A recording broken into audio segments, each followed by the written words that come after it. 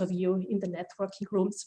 So I have the pleasure to tell my story, which is always, for me a bit nervous, because you every time I tell my story, I give piece of myself to the community. And I do that for a very specific reason, and that is, as we said, in line with this event, to share my story, to hopefully answer one of the other questions that you might have, or to tell you how I made it to the top of the pyramid, and what helped me on that way.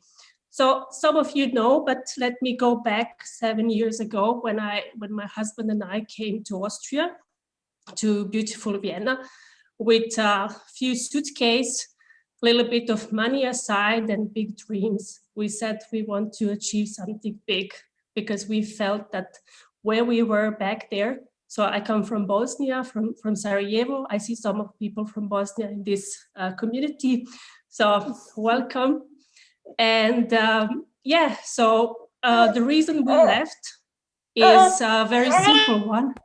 And that is, and we have the baby, was that we felt, both of us, that it's not enough. And I think that we all, on our journey, so in our career, feel that it's not enough. This is not what we want to do. This is not our calling. I can do way more.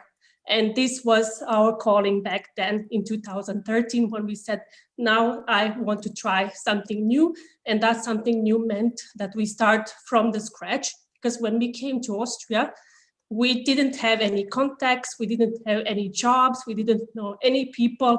But what we had was this crazy idea that we can make it.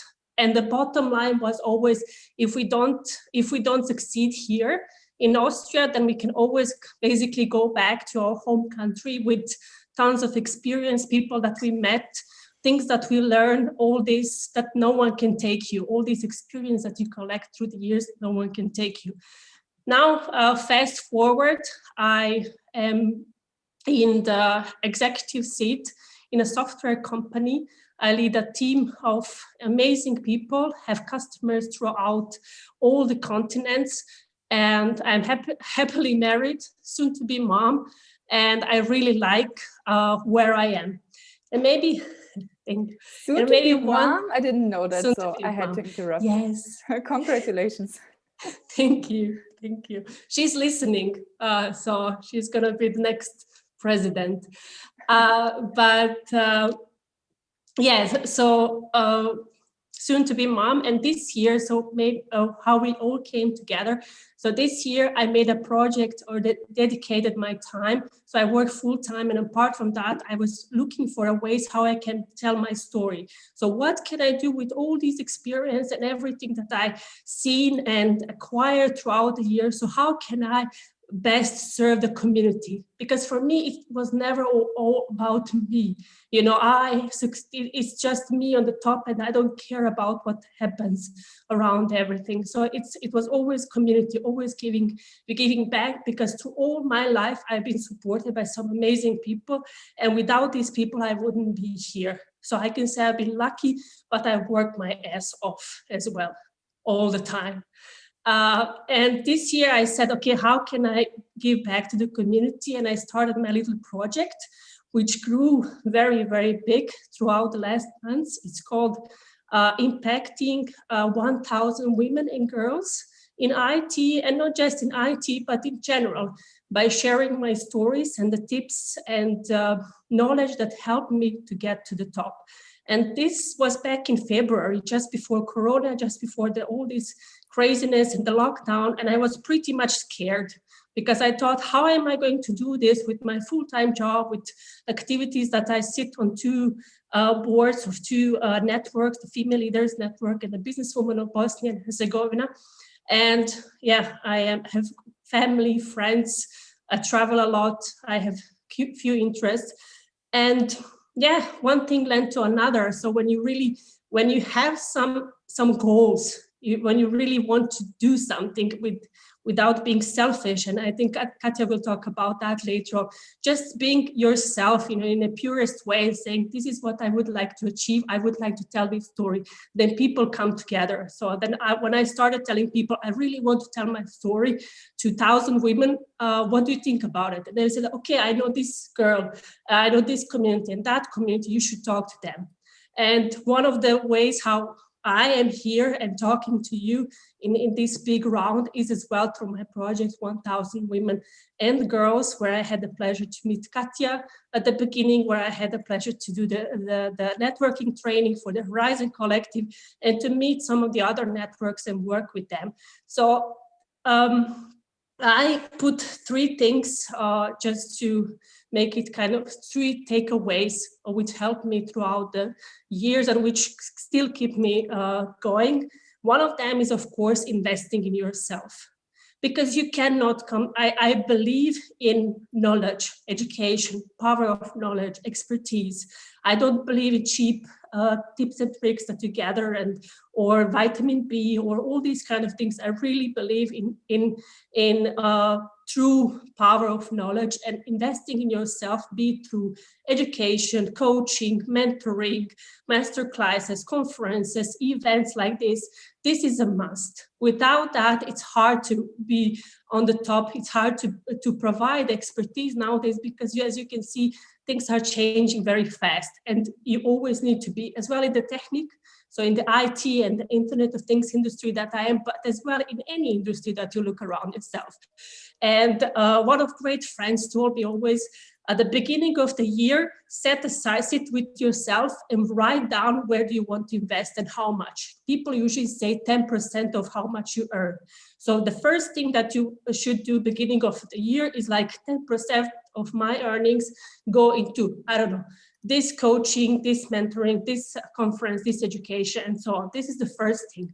So when I did my MBA here in Austria, one of my friends, when I told how much it costs, because MBA is a luxury, but it opens the doors to opportunities that you can't imagine. He said, you could buy an apartment in Bosnia. I said, yes, I could, but that's not on my list. It's not my priority, and I would love to have an apartment, but this is not something that I want to focus at the moment. At the moment, when you're building your career, there's some other priorities that you have to focus. The other thing that I wanted to give you is, of course, network. This is so important. When I did my MBA in 2017, I said, I will never, ever send a CV for a job, ever. But if I don't want to send CVs and go through all these processes, what is the other thing that I can do? So how can I turn around the process to work for me? And then I read around it and I looked around my colleagues, around the people that made this career. So you always have these people around yourself. And I said that I saw that networking, knowing people, being out there, people knowing you for your expertise, they trust you, they come to you for advices, is of enormous. It's priceless. It's something that you can't pay, and it's something that any one of us can cultivate. Because when I came here, I didn't speak German, and I was ashamed, and I was speaking in my broken language. But I felt, okay, I'm making progress every day. So I want to go out and I want to show my face, because sitting at home and building up all these stories in my head, it didn't help. So network. And this is where last year I got 3 jobs that I could choose and pick from, but I never went through I just, when I decided to move from one company to another, I called a couple of people and we sat together and they said, what would you like to do? So where do you see yourself? This is kind of talks that you do once you get into this kind of circle, but it takes time, but it's definitely more worth that you build this kind of network than going through all these interview processes and so on and so on. This one takes your time, but it's way more fun, and you can choose when you want. What I can call my network anytime and said, I want this, I want that. The other day I was giving a speech to the MBA students, and one of the guys said, I'm not on LinkedIn, I have a job, I'm happy. And I said, good for you.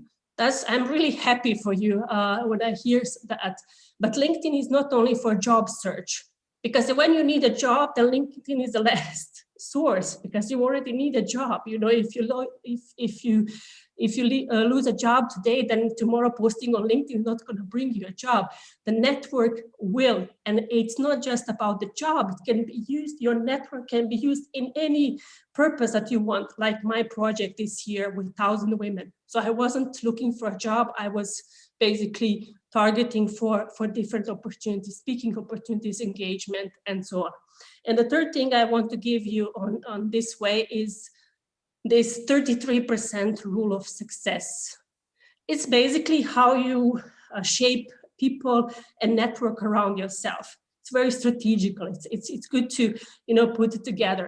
And 33 says you should have people like mentors, people that you really, your role models if you want to. So people that you look up to. So this is 33%. Then the other 33% are your peers. So people that are on the same level like yourself and they want to make the step forward. So these are the people that you will be more often in contact, right?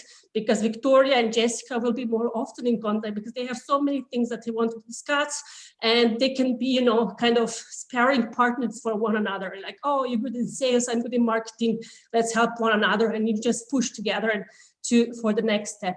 And the next 33% are the people that want to be in your role. So we can't forget that these people that are striving to be in your shoes. So those are kind of students, juniors. This is the community that we are building around self, and we are giving our knowledge and our time, like we did through this pyramid and female accelerator challenge and so on, where we share our knowledge. So it's very important that we, as we keep growing, that we as well, think about all the people in the full pyramid. Basically, those are the three things that I would like to give you on your way. And apart from that, it's always good to be yourself, as they say, as everybody else is taken, and trust the process. It takes really some time, but it's so important. I like to say my career is so important to me that I don't want to give it to anyone else to manage it.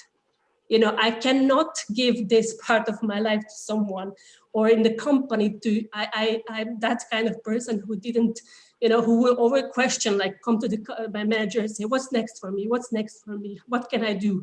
And sometimes they don't have the answer. And then I would go my way and I said, okay, how about this program or that option or that idea? So being very active around that, and just, making sure that it goes the way you want to be going. Yeah, I think that's my time. Oh my God, thank you so much, Adela. I'm already seeing, yes, I agree, totally awesome. Thanks, Adela, to the point. So I think you really inspired a bunch of people, and I also see some reactions on the screen, clapping and celebrating you. So thank you so much for sharing your insight. And I hope that you will celebrate many, many more successes, and I'm 100% sure that you will. Thank you, ladies. Thank you. And with that, we are heading over to the second keynote of today with Katja. Yes, definitely. But it will be definitely hard to follow up on this one, I think, because Adela's story, I love it. She also already gave me an interview for my podcast, Female Leader Stories, about her story, and it's so touching on how many levels people helped her, and now she helps others. And this is also a good flow for my keynote. And the topic is why selfishness is no longer a career success factor. Maybe it was in the past, but I, as a career coach for women, think it's not in the future, and it will be not in the 21st century. So what do I want to say to you today is we're going to frame it on 5 points. And the first point is, what you need to know is, who do you want to be? Who do you want to be? Do you want to be a leader, an expert, somebody who has an impact on others, who helps others? Then start helping others, because this is the most valuable leadership skill ever. When you show you can enable the people around you, then you are a leader, then you are a role model for others, and you lift others up. So start practicing it today, and that you will be a good leader tomorrow. And trust me, the 21st century needs other leaders than the past century has. So this stereotype we know of a career woman or a career man who is tough and ice cold, who has very high discipline but no mercy or feelings or so ever, and who walks around in their suits. Yes, maybe sometimes amazing suits. Yes, we can also wear suits but be good leaders and help each other. But who has like this hijacking mentality, that when somebody turns the back on them, they stab them. Those leaders are over, because today egoism is out, but also altruism isn't in. So this is a big difference there, of not being egoistic, but also not being too altruism, because it's the balance we need in our career, and we need also as a human being. I talked about the 21st century. Why is it special? Obviously, the times are changing. 2020 has shown us that this world is not like stable anymore. We live in the so-called VUCA world, where volatility, uncertainty, complexity, and also ambiguity are our daily business. And in this world, we can't survive alone. Definitely not alone. So we need to join our forces. We need to build strong communities, to network, like Adela said, to build a network you can count on, and also that other people can count on you. So the world is getting more digital, and we're losing actually touch to other human beings. But we can only prevent that by being more transparent, by being more human than ever before in the digital economy, to have these relationships and strong relationships with people. And also when you look at companies who hire now, and I talk a lot with managers of companies, because obviously I'm a career coach and I want to know what are they looking for. They are looking for people who they can trust in their work, and who can be in the home office the whole day long, and they trust them to do their work and to act in the good of the company, and to act in the good of the greater company, and not only to their own benefits. So this is a very skill companies are searching for right now. And this trust is only built through giving and taking. So somebody who, for example, only gives burns out, but also somebody who only takes is disconnected. Or if you don't get the chance to give also, you also feel disconnected. So it's really in the balance of giving and taking where the magic is happening. And this needs also a mind switch maybe in some of you, so that getting help is actually a really good thing, because you give others the chance to be a leader too. So by like getting help, you give others the chance to experience this feeling, what it is like to help others, and how much joy it can bring you.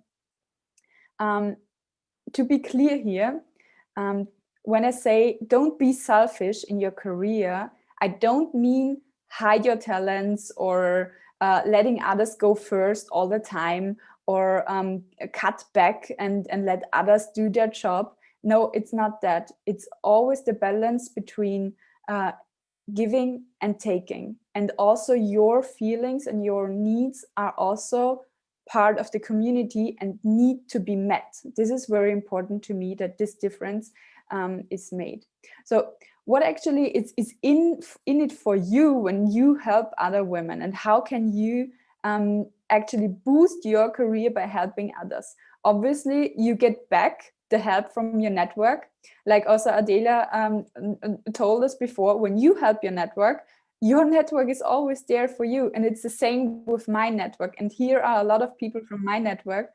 And I recently launched also a course of mine, and I counted on my network to help me to do so. And I could so because I helped them before. And this is what we mean by giving and taking, to be there for each other. And as a career coach, I can also tell you, you can have and experience the joy of being part of the development of somebody else. And this is one of the most fulfilling things ever. I imagine, I'm not a parent for myself right now, but I imagine being a parent is also, you take joy and pride in how somebody develops, also because you give them the potential to do so and give them free room to do so. And it's also, as a leader, you enable others to develop themselves, to develop their skills. And being part of that journey is something so valuable. And you can be proud when you help somebody. For example, in the Female Accelerator Challenge, somebody told me they actually helped another woman getting a job, really. She needed a job and somebody helped her getting this job. I mean, you play a part in her career from now on forever. And this is something to be proud of. And also when you do so, you will become a recognized leader in your community, somebody who you can count on, a role model.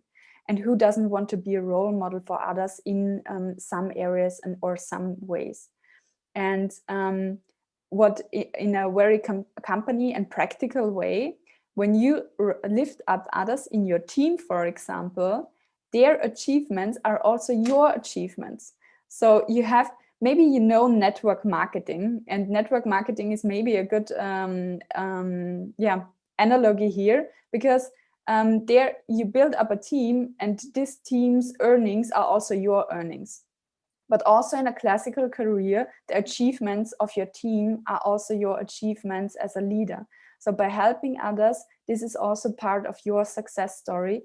And when your network develops and gets on good positions, leadership positions, founds their own company, get funding, etc., they even get in a better position that they help you again.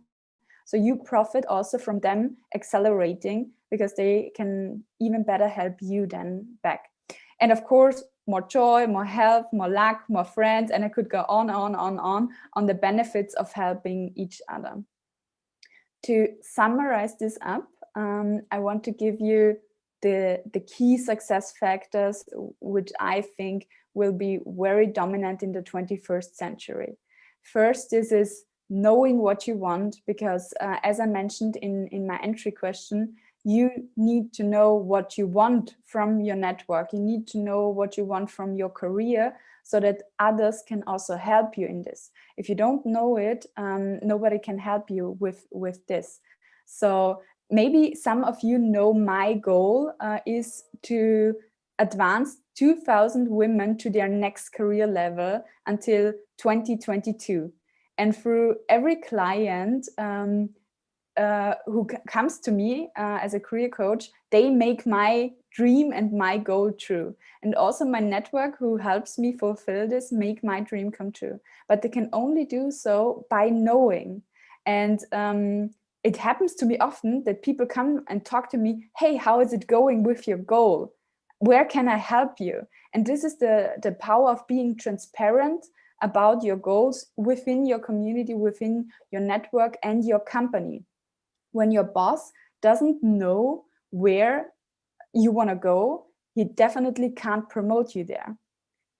What was also true in my career when I wanted to go abroad. I definitely said, I want to go to abroad.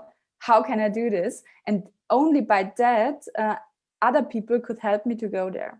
So this is one of the career success factors, which is really, really important. Another one is keeping that balance between giving and taking, between egoism and altruism, between self-care and helping. So there needs to be a balance between the needs of other people and your needs. And your needs count as much as others, and vice versa.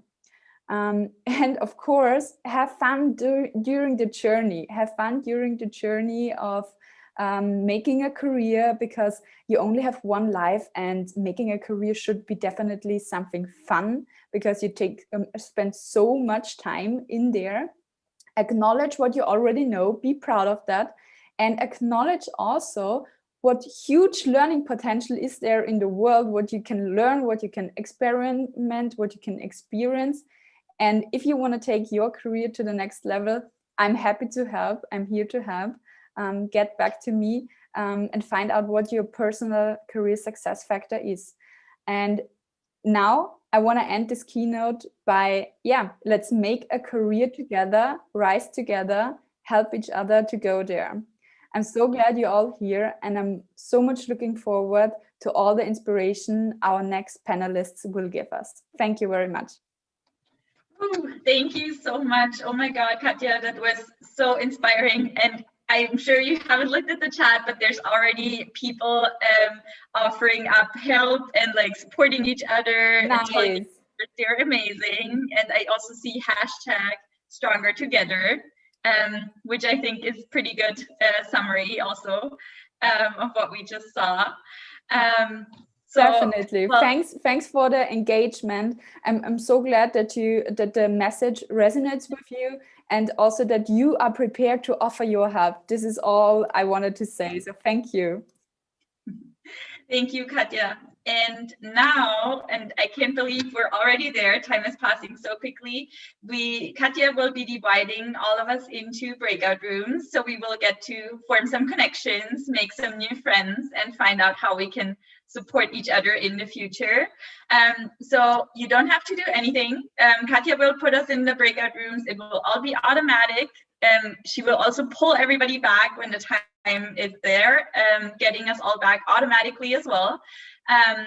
It will be about 10 minutes, and then we will come back and we will go right back into a second round to meet some more people, to meet 3 people. Well, there's 3 people in each room, so 2 new people in each round. And Katja, are we there? Are you ready? Oh, we can't hear you anymore. You're muted.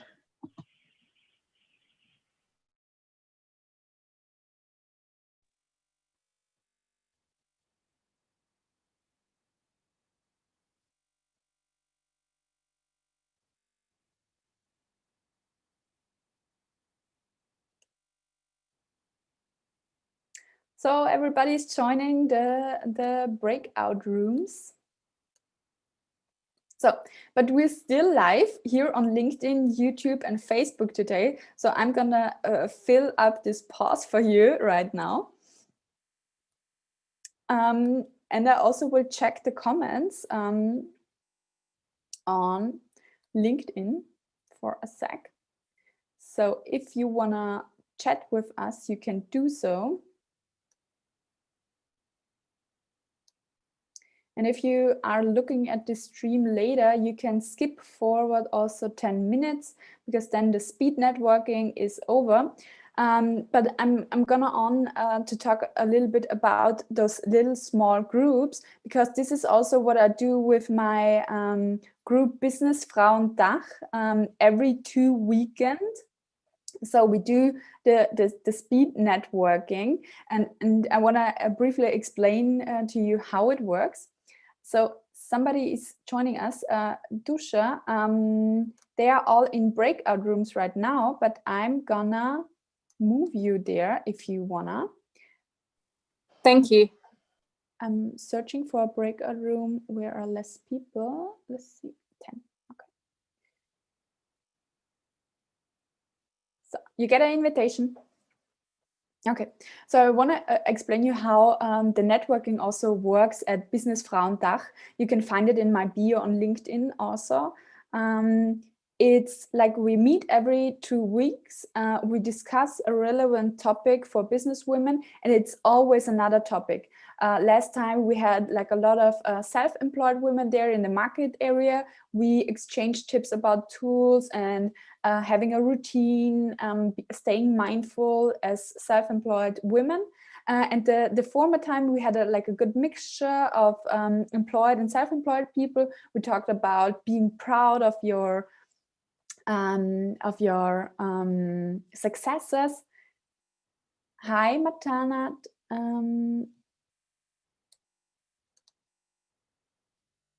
Are you in a breakout room? You can communicate with me.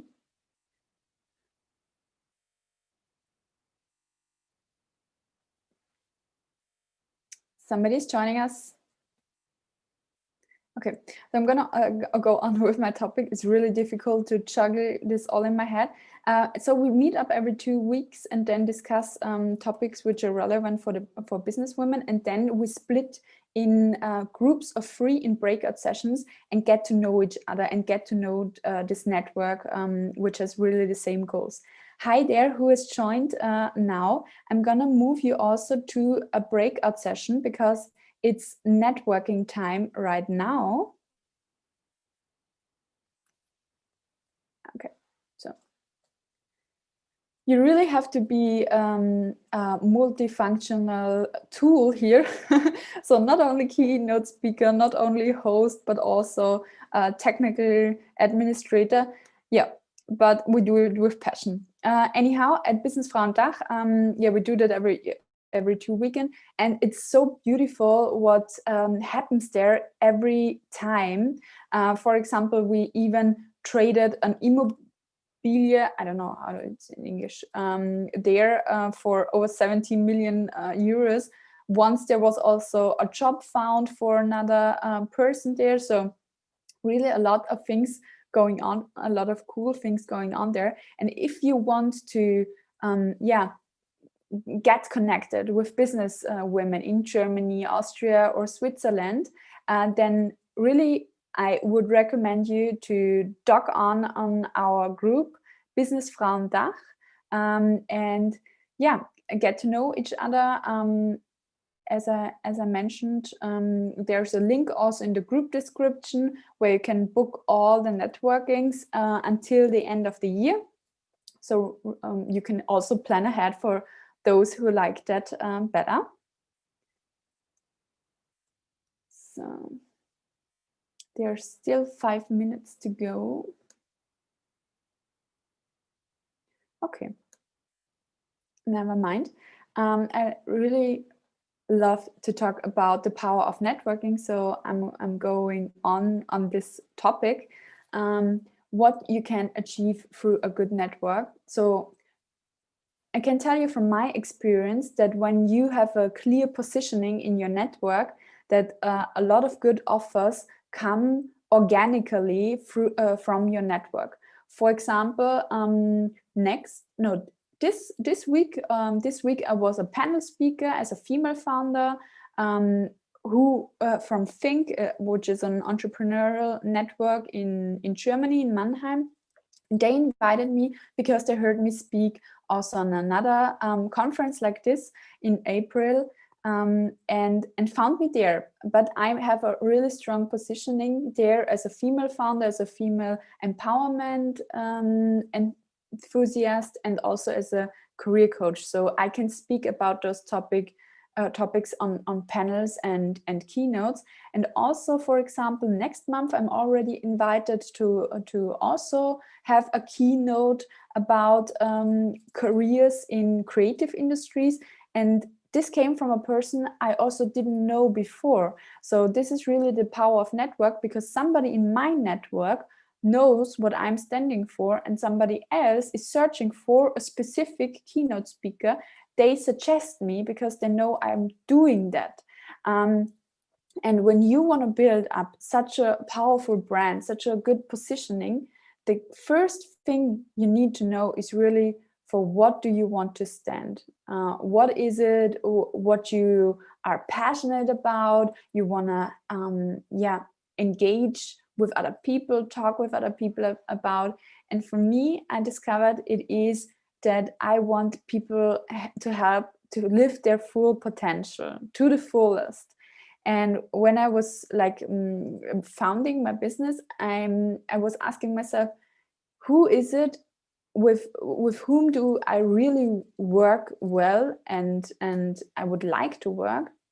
And then it fast came up to me that like women could really need my help there, because I have already been very successful in my career in young ages, and I have a real passionate for personal development and career development. And so I thought, okay, this is a group of people I really love to work. I love the energy of women. I love the caring they bring into community. And I also want to see this caring and this enthusiasm for the greater good in the world. So I said, I'm going to promote 2,000 women to their next career level so that the world is changing, that the world applies more those values I want to see there. And I also see more in women right now. But this is also something which will definitely change, because our society gets more and more open about how we are socialized from our childhood on.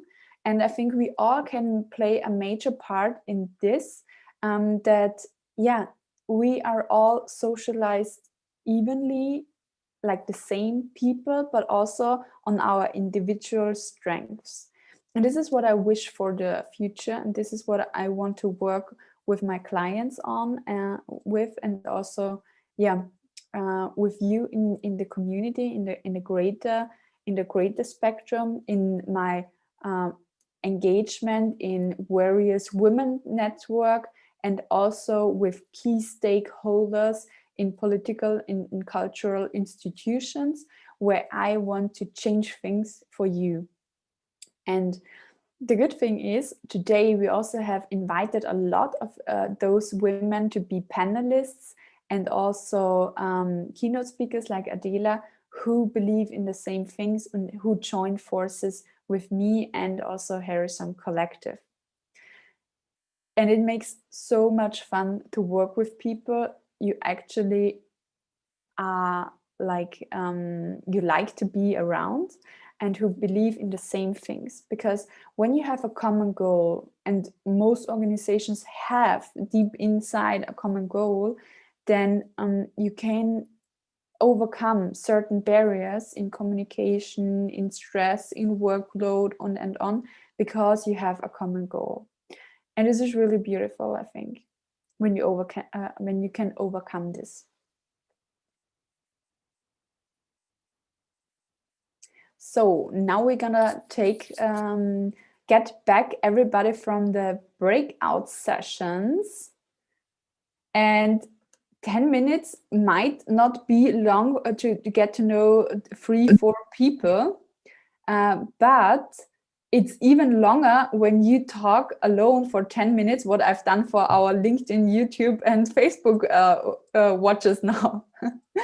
The good thing is you get another round for breakout sessions. And now in the chat, please help me and give me a topic I should speak about in the next 10 minutes when you go networking, so that you can watch it later on. So what are you really interested from me as a career coach? Which perspectives should I give you? Okay, Victoria says my story. Okay, I can talk about my story. What else? Give me some content for 10 minutes. +1. Founding your company, your story, how to make it to the top. Okay. Hitting the glass ceiling, leaving corporate, career strategy. Okay, those are all good points. Okay, I can fill 10 minutes with that. Nice job. Nice community work here. Okay, as discussed, you get another round breakout sessions if you like. Are you excited about breakout sessions? Yes. Victoria is playing music again, so she's excited. Had the queens on the throne. We would pop champagne and raise a toast to all of the queens who are fighting alone. Baby, you're not dancing on your own. Okay, bye.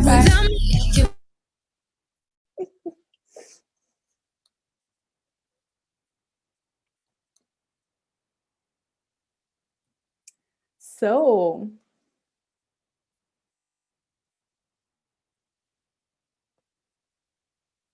is everybody in a breakout room right now?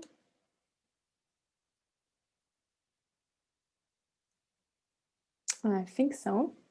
Okay, cool. And now I got a lot of questions and topics for my 10 minutes. So let's structure them a little bit.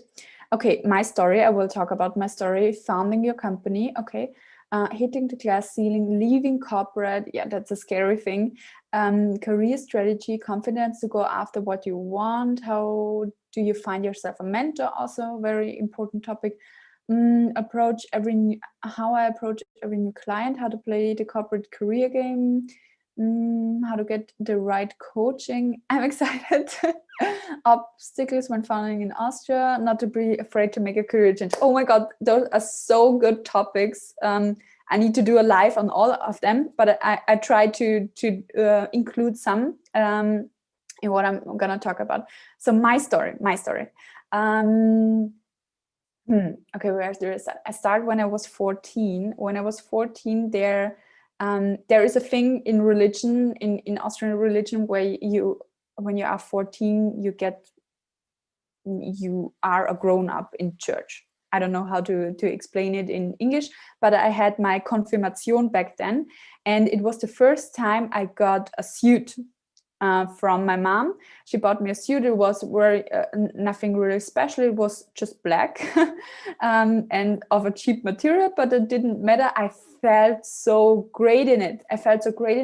And then there was a video made about myself turning around in my fancy suit with my Motorola a clap phone and my heels, which are like so, but it doesn't matter. I felt great. I felt like a manager, and I felt this confidence that I can achieve anything. And this was for a young 14 years old girl in how's it called, pubertät, not certain that you feel that way, but this clothes gave me those power back then. And this is also what I remembered all the time when I dressed up for my job. I always like to dress up for meetings, for presentation. I gave a certain attention to that, on how I show up, because I know what people perceive of me when I show up right. And I was always young in my career, because I started rising to the top really early in my career and taking on responsibility as a leader. So I wanted to make the impression that I know what I do. And this also led me to the business idea of WeSuit, where I said, okay, I want to make those suits where women really feel powerful, really get out their best, and don't need to focus on their clothes, but on how they wanna be perceived in the world and how they do their thing in the world. And this empowerment, I wanted to give to them. And also, when I was a leader in an international company, I had lots of employees. I had 100 employees back then. And where I found my passion is when I can take somebody from A to Z and say, okay, I have a contribution made to this development. And I did that as a leader when I promoted somebody from the very entry level to the store manager level. And I said, yes, I made this person do that, or enabled them to do that, and they love it and they're good at their jobs. And this always gave me such a fulfilling. And when I was in an assessment center back then, some of the coaches there asked me then to, if I didn't want to make career as a coach. And I thought, okay, interesting. I never heard so much of coaching before. I'm gonna take a look into the matter. And this slumbered in me, for example, for approximately 1 year, when I then started my coaching, Ausbildung, my coaching education. And I started it during my time in the company, but I was already on an exit track from my mind. So this is a whole different story, which I will tell in my next Harrison Collective training. You can join that training, go to Harrison Collective, where we talk about salary and contract negotiations. because this is really a part where I focused on the contract negotiation also, where I played my cards very well to get what I wanted. But this is a whole other story. I want to tell about my passion today. Anyhow, I left the company then, and I founded my business. I did my coaching education and also built up my fashion label as a really non-fashion person. I had a retail background, but I didn't have a fashion background. So there was a lot of new vocabulary. I had no contacts in the industry, so I had to go about it on my own. But back then, also helping another woman helped me to achieve that. Because at the female founders meeting back then, I met my really good friend now, Nadine, and she's a fashion designer. And I said, hey, I need somebody helping me designing a great suit for women. And she said, oh, I need somebody who helps me building up my online store. And I said, okay, I can do this. And she said, okay, I can do this. And then you have to imagine that two total strangers actually join forces to help the other one in their business, and through that also accelerate in their own business. And then we sat down every week for 4 hours, and everybody was working on the business of the other, and it was some really good times. And of course we bonded, and now we are really close friends. We don't work that close anymore because we have our processes and routines already set in place, so we don't need the other's help so much anymore. But of course we are there for each other. But now we are just friends, and actually really good friends, which is great. What comes from a business purpose or business need and ends up in your personal life. So this is interconnection, and this only came true by helping somebody else, by offering your services also. Yeah. But especially the first months when I was having wisuit, going out there with my brand, because somebody asked how to leave the corporate world, it was so scary. The second months I was out there, I really cut the ties with my old company so that I could focus more on my company and on where I want to go on my next level, and also to get rid of the backup plan actually, that I had to make it. I put myself in the position that I had to make it because there was no return for me to that company. Of course, I could have looked for another job also, but this is also, didn't cross my mind back then. But there were really a lot of moments where I thought, oh my God, what did I do? I have so much more work than back in my corporate career. It's very energy draining, but also at the same time so fulfilling. And this is what founding your own company actually is. It's like this. It's like a roller coaster. And recently somebody posted something really funny on LinkedIn. You sit on that roller coaster, and everybody who is a founder says, I have to hold on and get through it, that I get to like shallow water, that it will be quieter. But this is not having your own company. Your own company is most of the time like this. So this is something you have to be prepared, especially in the early years when you don't have like routines, mechanism, your network in place to help you navigate these waters. And this is also something where network is so important, that you have peers who have same problems. You can talk them over. In a company, you have your colleagues most of the time, or other people who are nearly in the same position. As an entrepreneur, you need entrepreneur friends to guide you through some water, for some rocky water. Yeah. So much on that topic. Oh my God, another time is already gone, but I will save the chat, and I promise you that I will do future lives on those topics. Now I have to get back everybody because we are starting with the panels. Oh my God, thank you. You gave me so much content. I only did 3 topics, only 3, but I promise you I'm doing them all in some LinkedIn lives in the future, so stay tuned. All your questions will be met because they are so amazing. You can do that all the time. I even don't know what I talk about, but when you give me a question, I always do.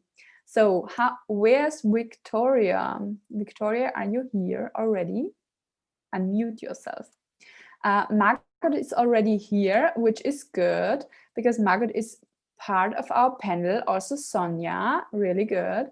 I'm missing Christina Knesevich. I'm here. Well, where are you? Okay, where's Victoria anyhow? I don't know. She should be here though. I can see her. Okay, let's see.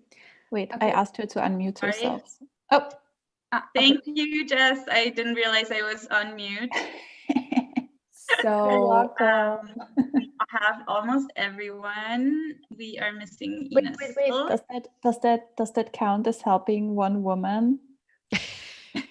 a small thing, but you can go do it better, Jess. But we said it could be small. I'm trying over here. Yeah. I'm very grateful that you did that. Okay. You're welcome. I did it with love. Welcome everyone back. Thank you so much. I hope you all had fun during your networking session. And now we will dive right into the first panel. And it is my greatest honor to be able to lead this panel today. And so I ask you all to please welcome with me today, Christina Knesevich, who is Sync Country Manager in Austria. So welcome, Christina. Then we welcome Ines Lindner, who is the lead consultant for product service design at Zülke, Austria. Welcome, Ines. Thank you so much for joining. And then we welcome Margot Mückstein, who is the founder of Cloudomation. Welcome so much, Margot. Thank you so much for joining. And last but not least, we welcome Sonja Stromer, who is the initiator of Work Smart Austria and co-founder of #WeWorkSmart, which I think is such an amazing hashtag. So I think that's so cool. Thank you all so much for joining us today. I'm really excited. I'm really excited to talk to all of you. And you probably noticed because now I'm babbling. So let's dive right into the questions. So we will have a few questions that are for all of you, where you can just jump in, answer them, maybe also, you know, react to what the other people are saying. And then we do have a few questions prepared for each of you specifically. So I want to start with one question that is for all of you. And as you know, our panel, or this panel today, is all about gender equality and how to make this a reality. So the first question to all of you, and I'm really interested to hear all of your points of view regarding this.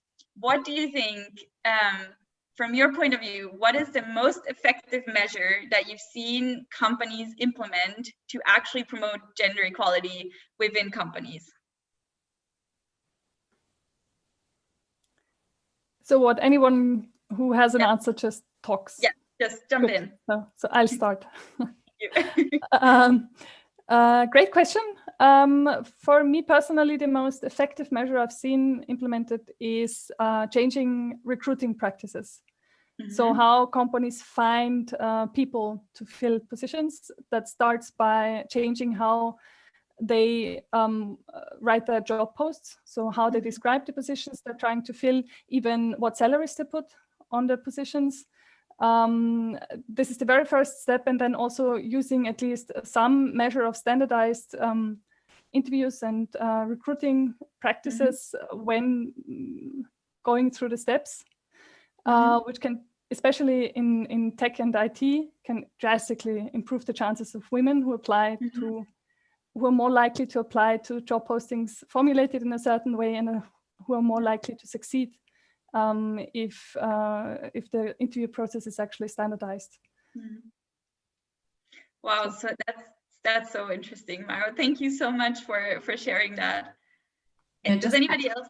Yes. Yeah, I just want to add, thank you, Victoria. I just want to add a measure we implemented at Xing. So from our experience, what we realized is that we had a few female executives in the upper management.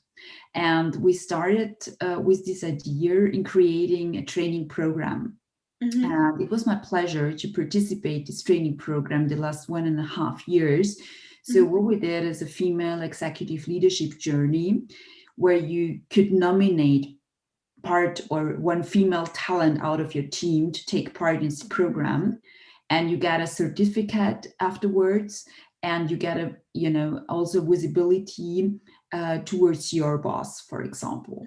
So this is a very tough program, additionally to your daily business, but it's a very, very useful one, and giving, you know, the presence and the the stage for great female talents. And the second thing is all overs is just a part from our people we were able to implement there. But the second thing, what was really great for us, were implementing a salary transparency. So we are having salary transparency in ranges per each position. So minimum and maximum, and where we are expecting or wanting to have our people in these ranges. And this leads within our company to fairer or adjusted salaries, because it's not important. There is no measure between male and female. It's just the job type and the range within. And so you have the chance to discuss with your boss or your manager, hey, I'm on the lower end or on the upper end, and I want to have the next career move, or I'm not within this range. So let's discuss. And this was a great step for us, because it's absolutely skipping female and male differences. Yeah. That's fascinating, because especially the salary negotiations are such a big thing in differences of payment and equality. Yeah, that's really cool. So Sonia, Ines, what are the most effective measures you've seen? I can continue. I think it's definitely not the parental leave breakfast, or in German the Karenzfrühstück. It's nice to have, and it doesn't do any harm, and it's okay. But what I think is the most effective measure is offering flexible work arrangements, working conditions. I think that both for women and men, it's still the situation that you have more or less, in a simplified way, you have two options on the labor market. You can take the ambitious or the dream job with 40 hours plus per week, or you can go the other way and have the more boring part-time job. And there's not so much in between, or other options or arrangements. There are sometimes, but they are very rare. And I think this really has to change, because especially women, when they start a family, when they have their first little baby, they tend to take this option to the more let's say this boring part-time job, to feel more like to have the feeling to be able to combine these two worlds better, and to have with this new life. And I think this really has to change, and a lot of potential gets lost with this way. And quite a concrete example I heard a few days ago at the Diversity Congress in Vienna was an example given by a large consulting company. They introduced an IT-based labor contract configurator. Every employee there can change the weekly working time. I think between 40% of the 40 hours to 100%, and they can also buy additional holidays. And I thought this was really very innovative and cool. And the best thing about it is, I guess, how many signatures they need and how many approvals they need until this starts to work. None. So it's just the person decides, and it becomes effective in 8 weeks. And the reason why they did this is that they realized that they lose a lot of especially women during the time when they start a family, and then they have the feeling that this sort of consulting job doesn't really fit to their life anymore, and they wanted to stop this. And this was impressive when I heard this. Yeah, it kind of goes back to what Margot said before as well about the whole hiring process, and that kind of goes hand in hand. And it's funny that you're saying that after you have your first kid, because I work at a consulting firm, and my senior manager once told me that all ambition dies in women once they have their first kid. So I'm pretty sure that's not true, but definitely not for everybody, but it's for many it's a challenge to to orient yourself and see how it goes. And so Ines, what is your most effective measure in gender equality in companies? Oh, you're still on mute. The question itself is very interesting because before today I have never thought about it. As I'm an employer at Zürcher, actually my maternity leave, I haven't thought about it, but I think it is the flexible working times and the flexible working places. And that even the mama and the papa can go in maternity leave. So this is something that Zürcher absolutely supports.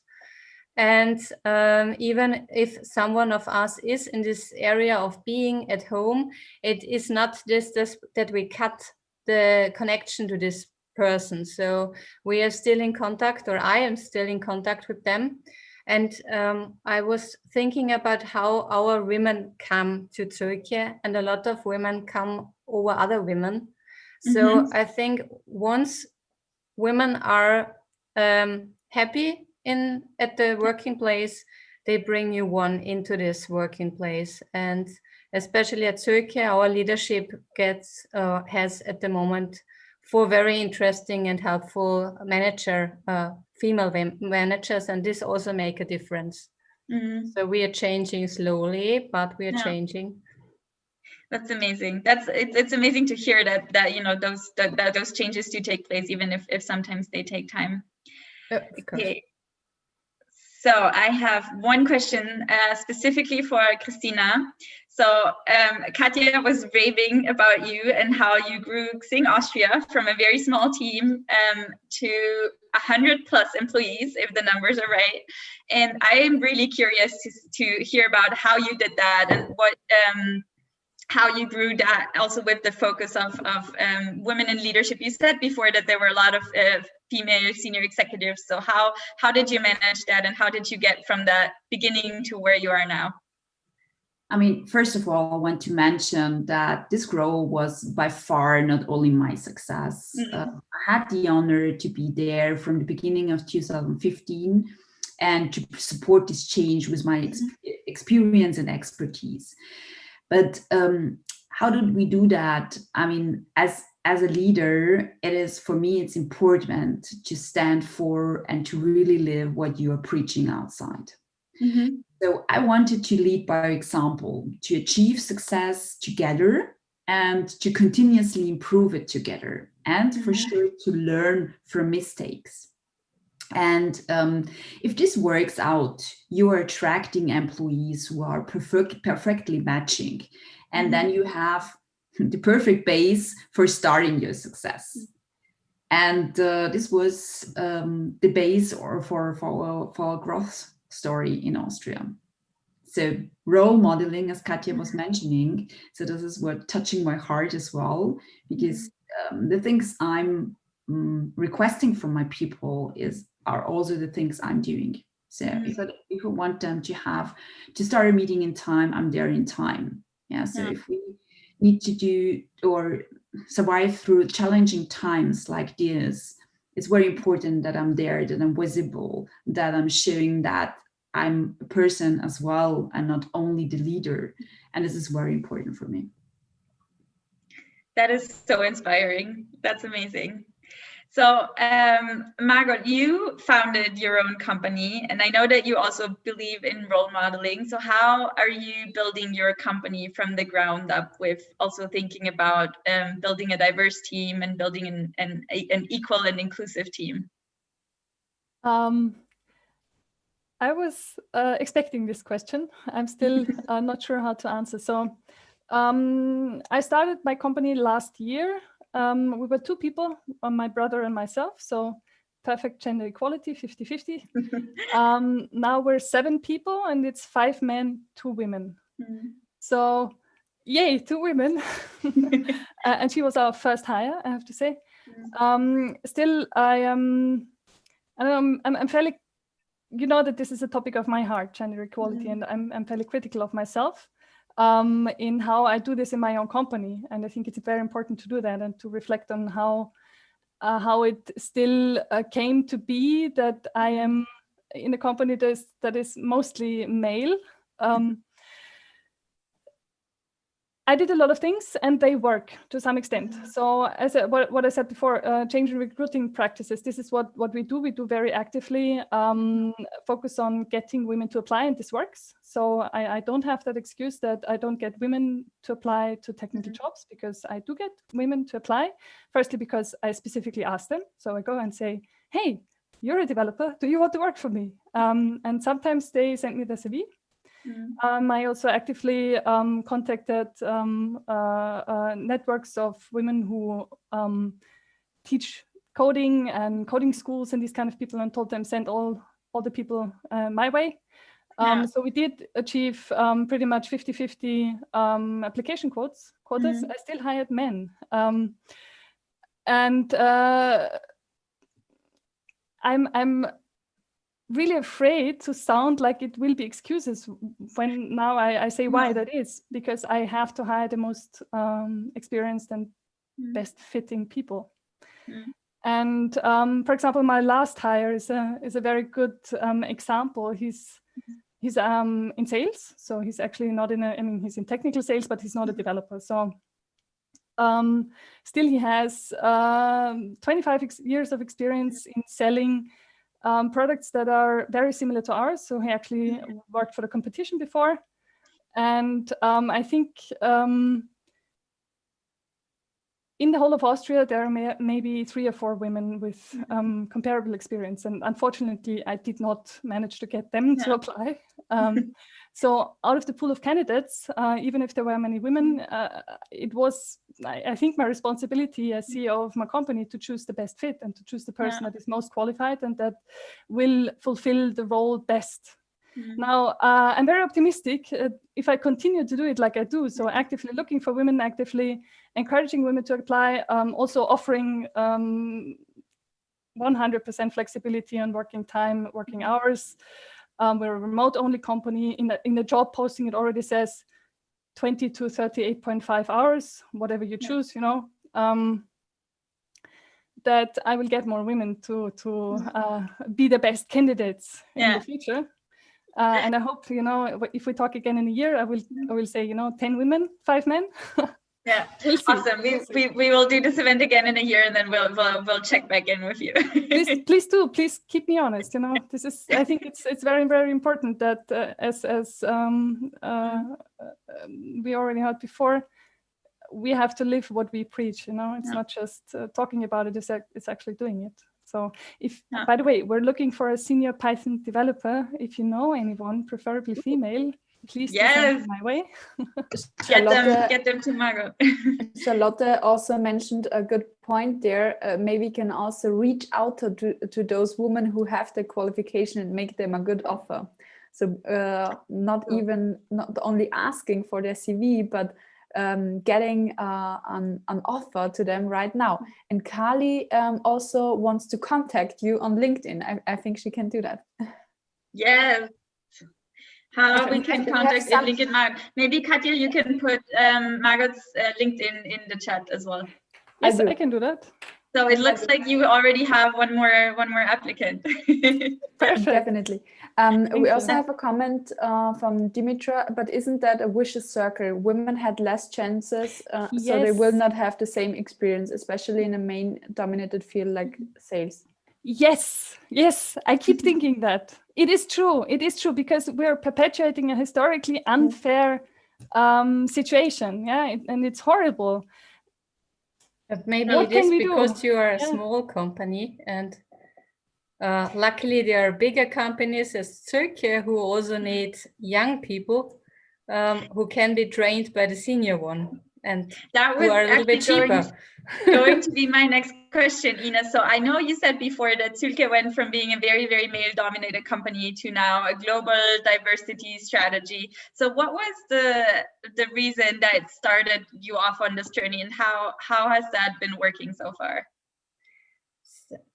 Honestly, we are not at the end. So at the moment, we are still a male-dominated engineering company.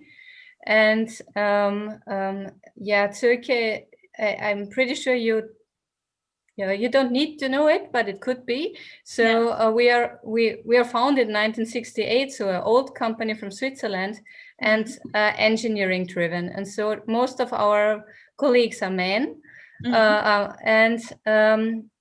but we are still getting more and more women who code. And we, especially in the service area, we have a lot of women.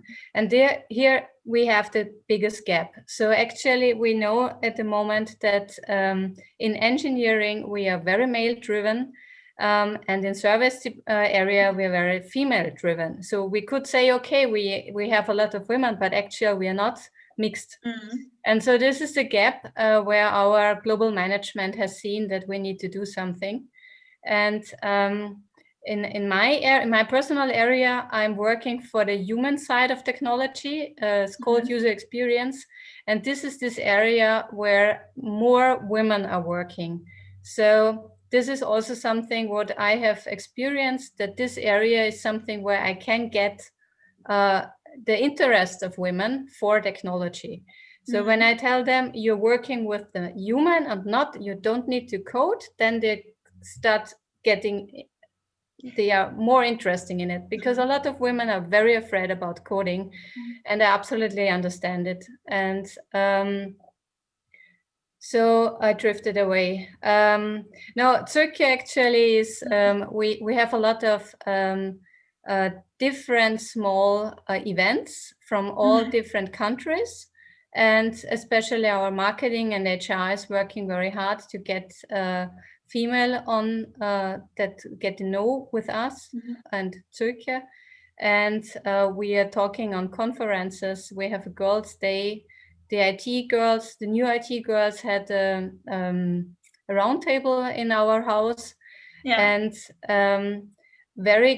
I like it to say that most of our successful projects were diverse, where women were in this team, because then the team forms different. So once there's one woman in the team, the entire team is different, and I would say a little bit more successful.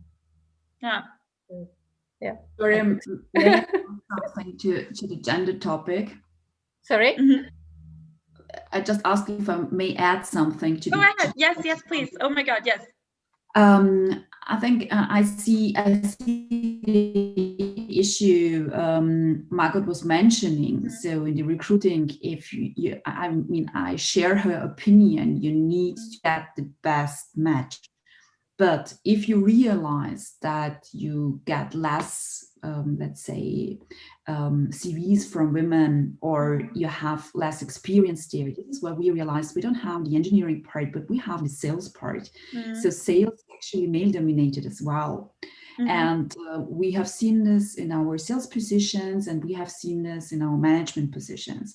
But what we decided as a company is that gender equality is a very important topic, or diversity itself, as Ines was mentioning, is not just a gender topic, it's more than that. But gender is also a true fact. And what we decided here is for management, the female executive management training and program. And for our sales position, we started a sales college. This means we are taking out of the market junior sales managers with no experience, and there we are splitting the quota between 50-50 male and female, or more female, because we have a lot of males in our sales teams. And there we're supporting them to get educated through us in the sales part, and so they can jump in. So they're there for 6 months, and the best ones are hired from us in the sales teams then afterwards. So with a perfect match to different teams. And I think this is the responsibility we have to take as leaders of a company or CEO, as Margaret mentioned. Maybe you have an idea, if you think just the other way around, how you can build the expertise you're not finding in the market. And this was also a challenge for us. I'm just, encouraging you to think about it, because I see that it's a hard topic for you, and you want to change it. So just an idea from my side. Wow, that's amazing. Thank you so much, Christina, for your input as well. And then, Sonja, you founded Work Smart Austria. So that is all about making work more accessible and inclusive. So maybe you can share a little bit more about what it means and how it can actually benefit diversity in the workplace and all that. Yeah, sure. Work Smart Austria is a network that brings companies together that help each other on their new work transformation journey. So it's about like peer learning and the practical learning. And what I mean with Work Smart or with this culture change, or with this goal, is that these companies, they want to develop or strengthen their also innovation culture, their culture of trust, empowerment, and reduce hierarchy, introduce flexible working models. And I think all this is somehow connected, and also become more diverse. And for the how does it benefit women? What I mentioned already before is that flexible working conditions attract women. And also the other thing is I also believe that if you compare companies that are with a strong hierarchy or another less hierarchical structure, I think that women thrive more in companies that are less hierarchical. I'm not sure if there are studies about that. Probably when somebody knows about it, then tell me. I think there are. Yeah, I think so. So it's more like an indirect effect. Yeah, I think it's just very important to see the single person and the needs of individuals and of talents, and to try to fit conditions also around this needs and different lifestyles. Yeah, that's amazing, and it's so important. So I have 2 more questions, and I will start with the one that I'm most interested in. So what is your recommendation? And it's a question to all of you. So maybe Ines, you can start, and we're going the other way than we did before. What is your recommendation for women who want to become successful, whether in their current company or just in their career in general? What is something that we can do what's the best thing we can do for our own career to get to where we want to go? I think it is important that you don't think that it is a bad thing that you're a woman. And I think it is very important that you trust in yourself and think, okay, I learned something, I can do something, and it is not dependent on your gender. And you should think about where do you could go. And this is something what I started a little bit too late, maybe, that you think, what can I achieve in this company? How important is it for me that I achieve something? And then maybe look left and right and talk to other women how you could come there. So I think, as it was already mentioned, the networking is very important, and also the role models that you see. Okay, even if, for example, my mama has not achieved something in a business area, but I do have somebody who knows how it comes to this, because this is something that I experienced it by myself. When you don't have somebody who has studied or made a master or is a CIO, you have no idea what does it mean to be a CIO. And so it is very important that you can ask somebody and say, what is this what does a manager really do? And so this is what I think it's important that girls and women think about what they want and how they can achieve, and who can they ask. So. Well, there was so much gold in here. I hope you all took a bunch of notes. I'm going to have to rewatch right now. To actually take notes of this as well. Thank you so much, Ines. Maybe Sonia, you want to go next? Yeah, sure. Like a very strategic thing, I think it's really important. The choice of your employer, or if you want to be employed, is so important. And in this area, this application, or during this recruitment process, if you are in several application processes, then I would always try to speak to people who are working at this company or who have been working there, check them out at Xing, for example. I think it's also very good to contact people who have been working there, then they can even be more honest about it, and ask them about female leaders there, career perspectives, and really get a good feeling about this company. Yeah, it's tough enough, and I think the other, it's not only about if it's maybe easier in this company than in another, but also if this is a more diverse company, we know that they tend to be more successful, and you want to work at a successful company. So yeah, that's a little advice, from my side. Awesome, thank you so much, Sonia. And then Christina, do you want to go next? Sure. So I'm trying not to repeating myself what the others have already said. So what I would say is stay true to yourself and don't stop learning, as Adela was mentioning. So what I mean is education on the one hand, and on the other side, learning by doing. So just try things out and see if it works. So failure culture and making mistakes is not that common in Europe, also not in Austria or in Germany. Yeah. But it's a very, very important thing. And trust in yourself. And for me, especially what we women are perfectly in, is that we want to be perfect. So you do not have to be perfect in everything. And you don't need countless of years of experience to be a perfect match for a job. So this is something what I very often hear, because women are not even trying to get this job. And then last but not least, is also what Adela was mentioning, and this is also what I experienced very, very much, is network and get supporters. Good network is extremely important in real life as well as online.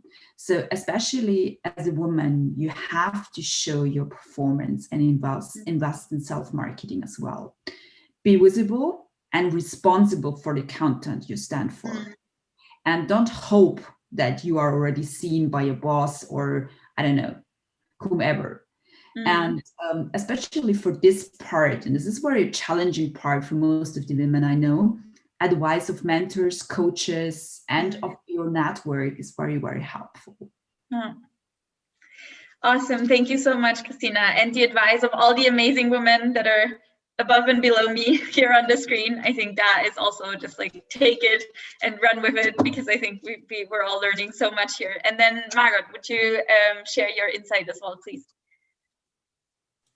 Yes, I'll be short. So a lot was already said. I don't need to repeat that. I do agree.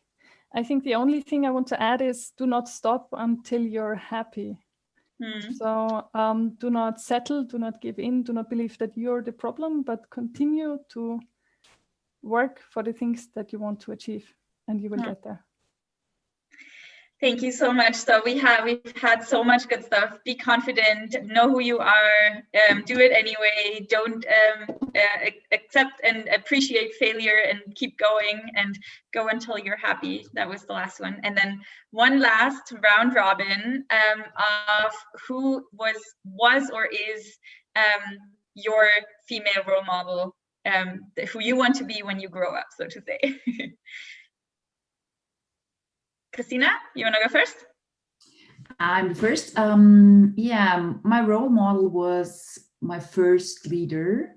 I started to work for my former company when I was 19 years. And I grew up in a blue-collar family. So my dad was blue-collar worker and my mom in the health sector. So no academical background. And for my dad, it was very important that I achieve something better than he achieved, and was supporting me in my education. But it was not that easy for him to support me financially when I grew up. So I started to work with 19 years after my Handelsakademie education, so economical education in Austria.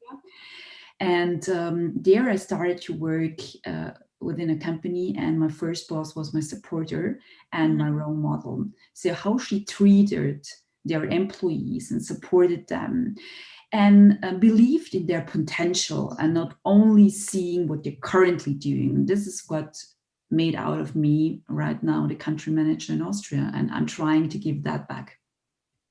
That is such a beautiful story.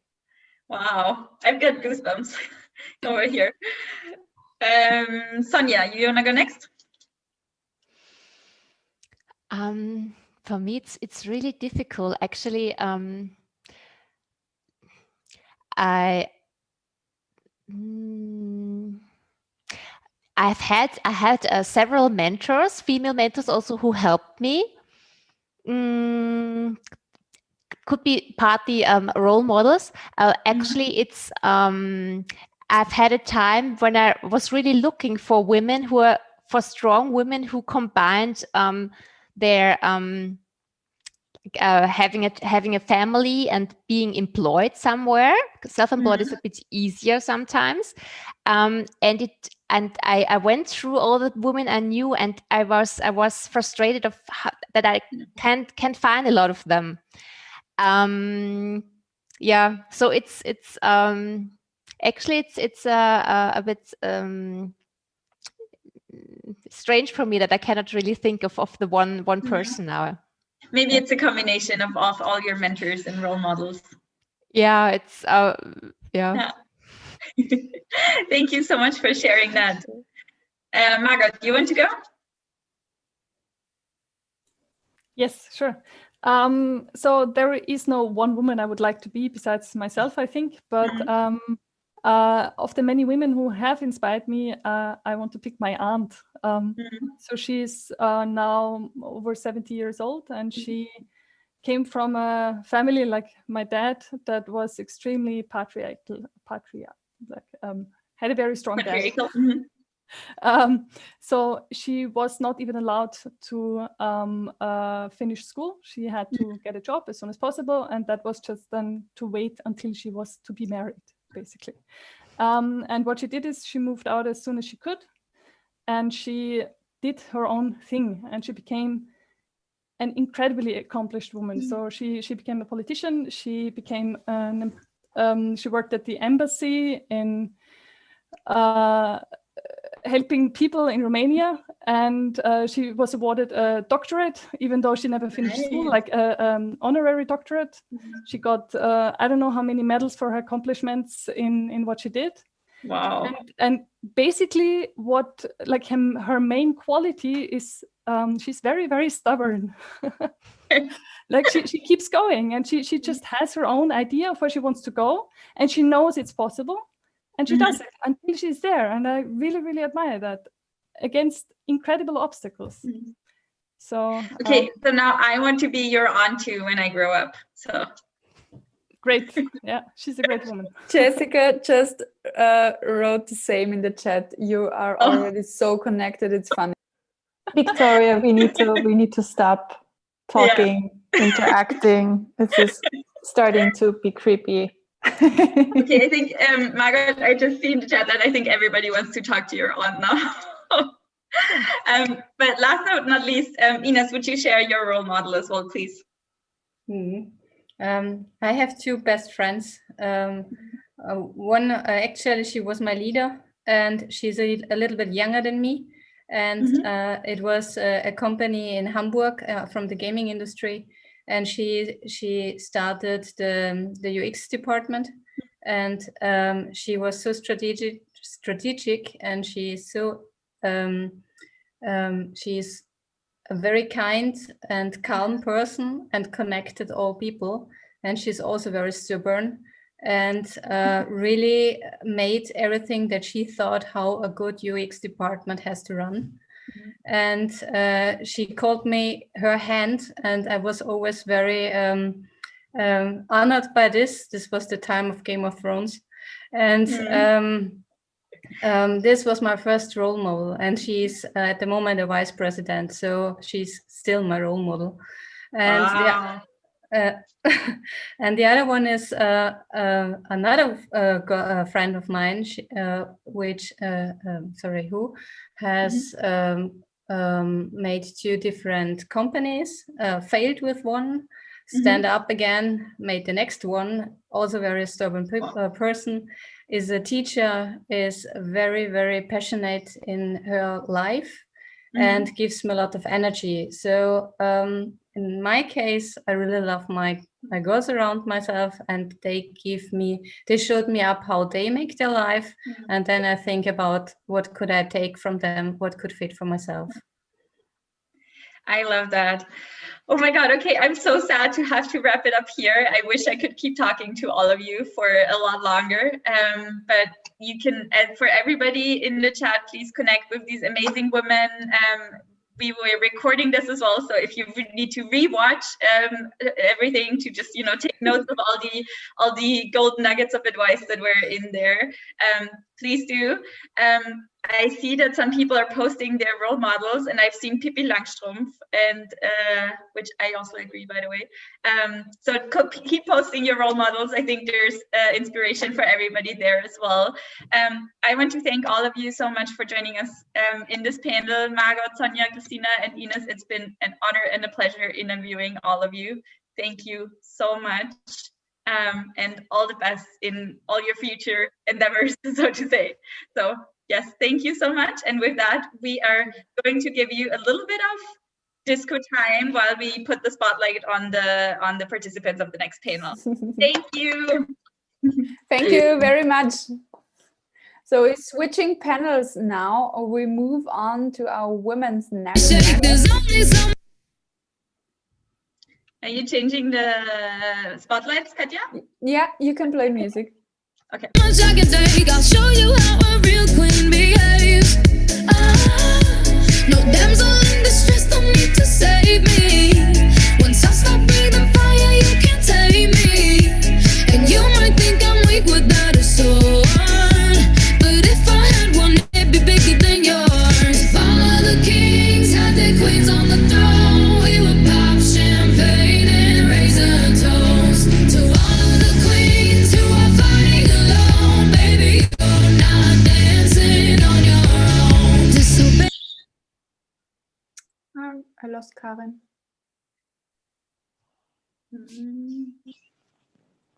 I need Karen. Yes.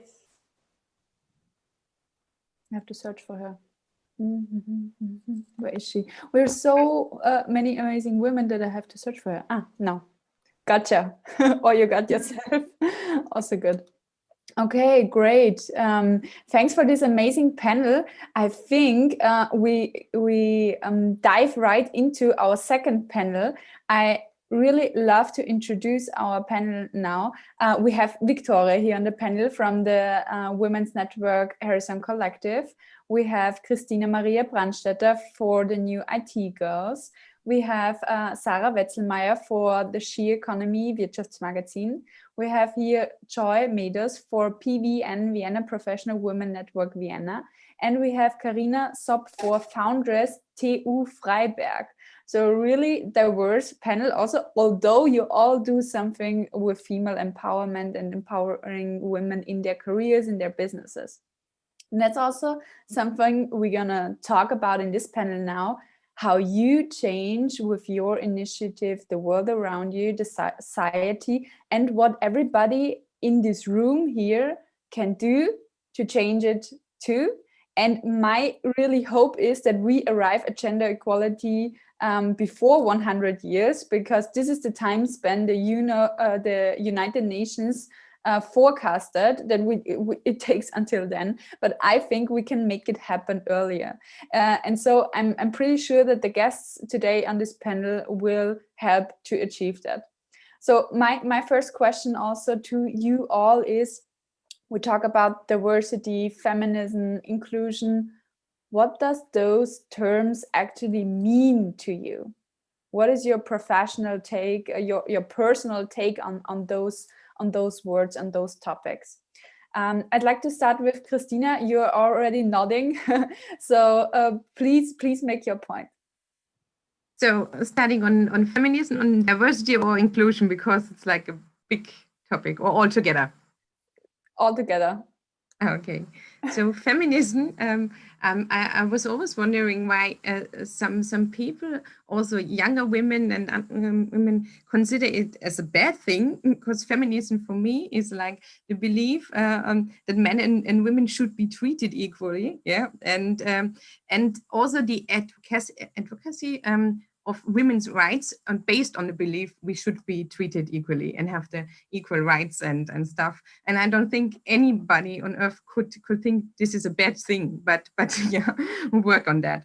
So diversity for me is it's not only gender, but it's like to differentiate and to embrace the different, that we are different, and to appreciate what makes us different.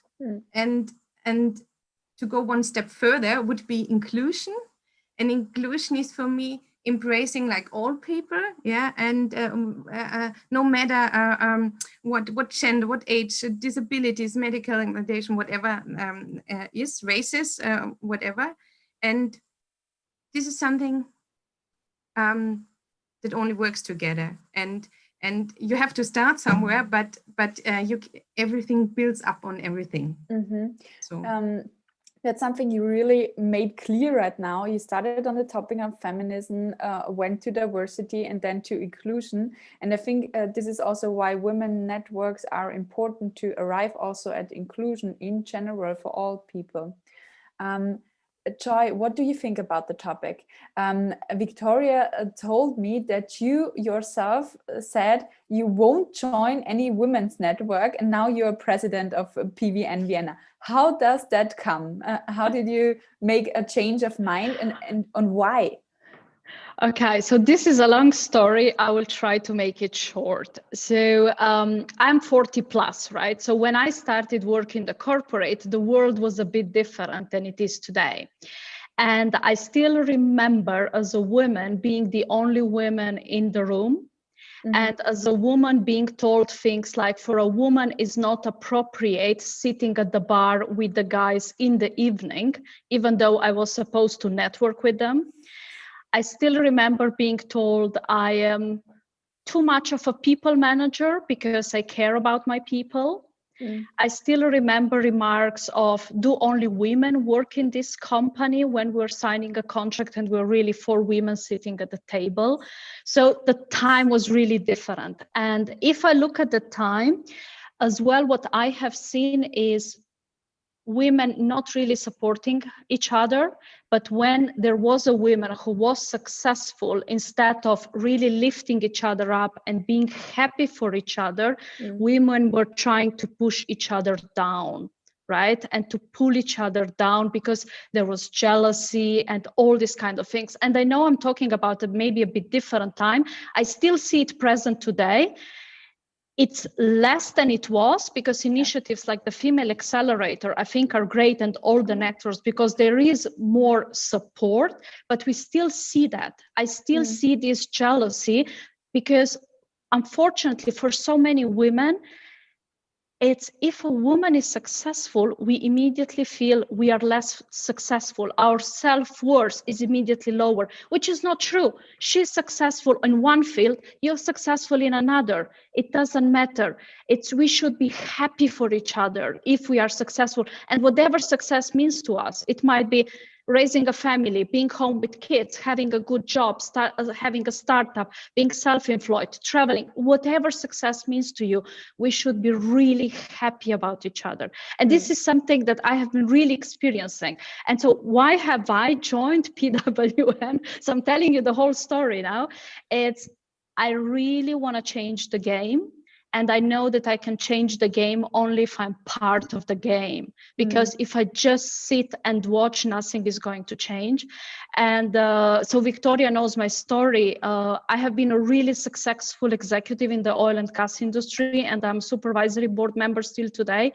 So I'm one of the few women at a very young age that have made it really to the top. And I want other women to have the same opportunities that I had. And I believe that this is only can be made if we work together. And this is where I know we don't have men, or that's at least the feeling I got for today, but we need to get the men onto the table as well. True. Because we need to change the environment. And I stopped talking because I'm very passionate about it. So I feel that you were passionate about it, but all of our guests today are very passionate about the topic. But you made your point, and also in the chat, you found some supporters who also had that in the past, and yes, it's still there. That's why we're meeting. That's why we doing this all in our free time, all of us, to get together, network, and bound to rise to the top. So really cool that you as a really executive say, yeah, I want women to rise to the top. Thanks for your work. We get later back to your tips of getting rid of jealousy and getting men also to support us. That's something we're going to discuss later on. I want to move on to Sarah. Sarah has also a different role here on our table today, because Sarah is working for the She Economy. And the She Economy is, for all of you who knows the magazine, one magazine who only portrays women, successful women, when they make a career change, and plus. So they show female role models. Sarah, what do you think? What has changed since you started with the She Economy? At first, I'd like to also talk very briefly about the topic of like combining the three terms: feminism, inclusion, and diversity, because I think at the moment, and where we are as a society at the moment, I think you need to be a feminist and support the agenda of women's networks to someday arrive at really diverse and inclusive work environments. And I think it's very interesting, because I once talked to a German theater director who's called Anna Bergmann.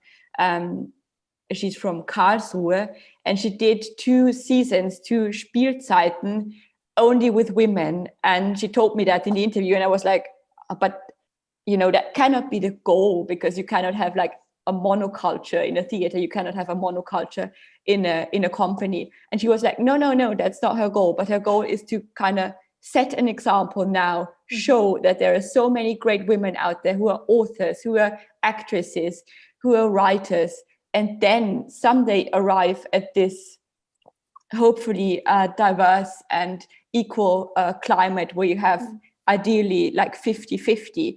And I think that's similar to what we do as a magazine. We show all these women, we make them visible, but our initial goal is and must always be that we bring many different people together, bring many different voices together, and each and every voice kind of has the same weight in the discourse. And it was quite a wide range now, but Sarah, I made a point.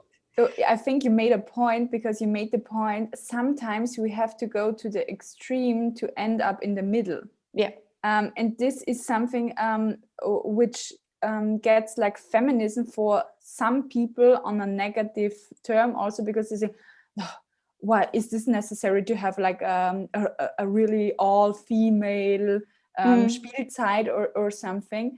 But yes, it's necessary to set an example, as you said. I think so too. Karina, we were in Germany already, so maybe I continue with you. You are the initiator of Foundress at TU Freiberg, and you support women in becoming an entrepreneur. Yes, that's right. Actually, I'm in Vienna too, but I'm professor at the Technical University Freiberg, so it's right. But my family lives here, and yeah, and you know how it's at the moment in the situation to travel between Germany and Austria. So, but you're right. I have this. I started this program, Foundress, who supports female entrepreneurship out of the university. Is because we observed that male students and doctoral candidates or academics still dominate spin-offs out of the university, especially at the technical university. And so we try to support them. We offer a program where we offer workshops for the participants, but we also see that they benefit from this kind of networking and this mentoring that they receive there in this program. And yeah, the goal, what we have overall is to raise the awareness for entrepreneurship, to support the academic career or the business careers for female students. For I also support all male students or doctoral candidates or academics, but they come on their own and ask for help, and that's different for female students. So sounds crazy, but I think that they ask more for support, the male students, and then you have to raise the awareness for the female students. Core of the program. So okay, there's already a call to action from Karina. Ask for support if you need one. This is very crucial for your leaders and organizations to help you, that you ask. Also, like I told in search for mentoring. So actively search for mentoring. Yeah, get the support you actually need. Karina, one point on the entrepreneurship. Do you think, or what do you see besides asking for support? Where's the difference on how you approach your students in supporting them? I think that the female participants in this program act different if they are isolated from the whole group of students. So that's perhaps the advantage to take part in such a program, that you behave different, that you are more because encouraged. You are in your group. Okay. If a male lecturer enters the room, the whole atmosphere changes. It's different. It's different then. And I think that's one of the points, that they encourage them and that they network on their own and that they get more connected to a more formal connections and not only stay in their just family and friends connection. Totally feel you. Sometimes it's also has a good for female only networks, because then you get used to network, and that's also what I tell my clients often. Get used to networking with women and then go also to other networks where maybe your barriers are higher for yourself. And here we have a lot of networks where you can start networking actually and talk on. Victoria, you are initiator of such a network also, the Horizon Collective, together with Chess. When did you feel the urge to have this initiative, and what do you think changed since then? So I've always sort of had an interest in the topic, but the moment that I knew we had to do something was when my senior manager told me that white men between 30 and 40 are the most disadvantaged group in the entire world today. And then followed it up with, well, you know, the great diversity we have in our leadership, whereas our leadership is literally 15 white men between 35 and 50. So not a single woman, not a single woman of color, not a single man of color. And they lead the entire area from Europe and to Africa to Asia. And there's not a single person that is not a white man. So yeah, white men between 30 and 40 are the most disadvantaged group in the entire world nowadays.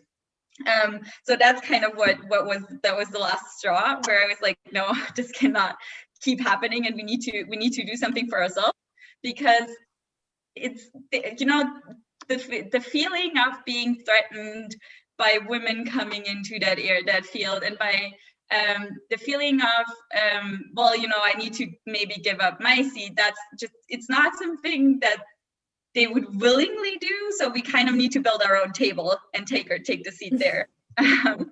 So that's kind of how the idea for Horizon Collective started. And then thank God I found Jess. I don't know, Jess, I don't see you anywhere, but I love you. Thank you. Love you And too.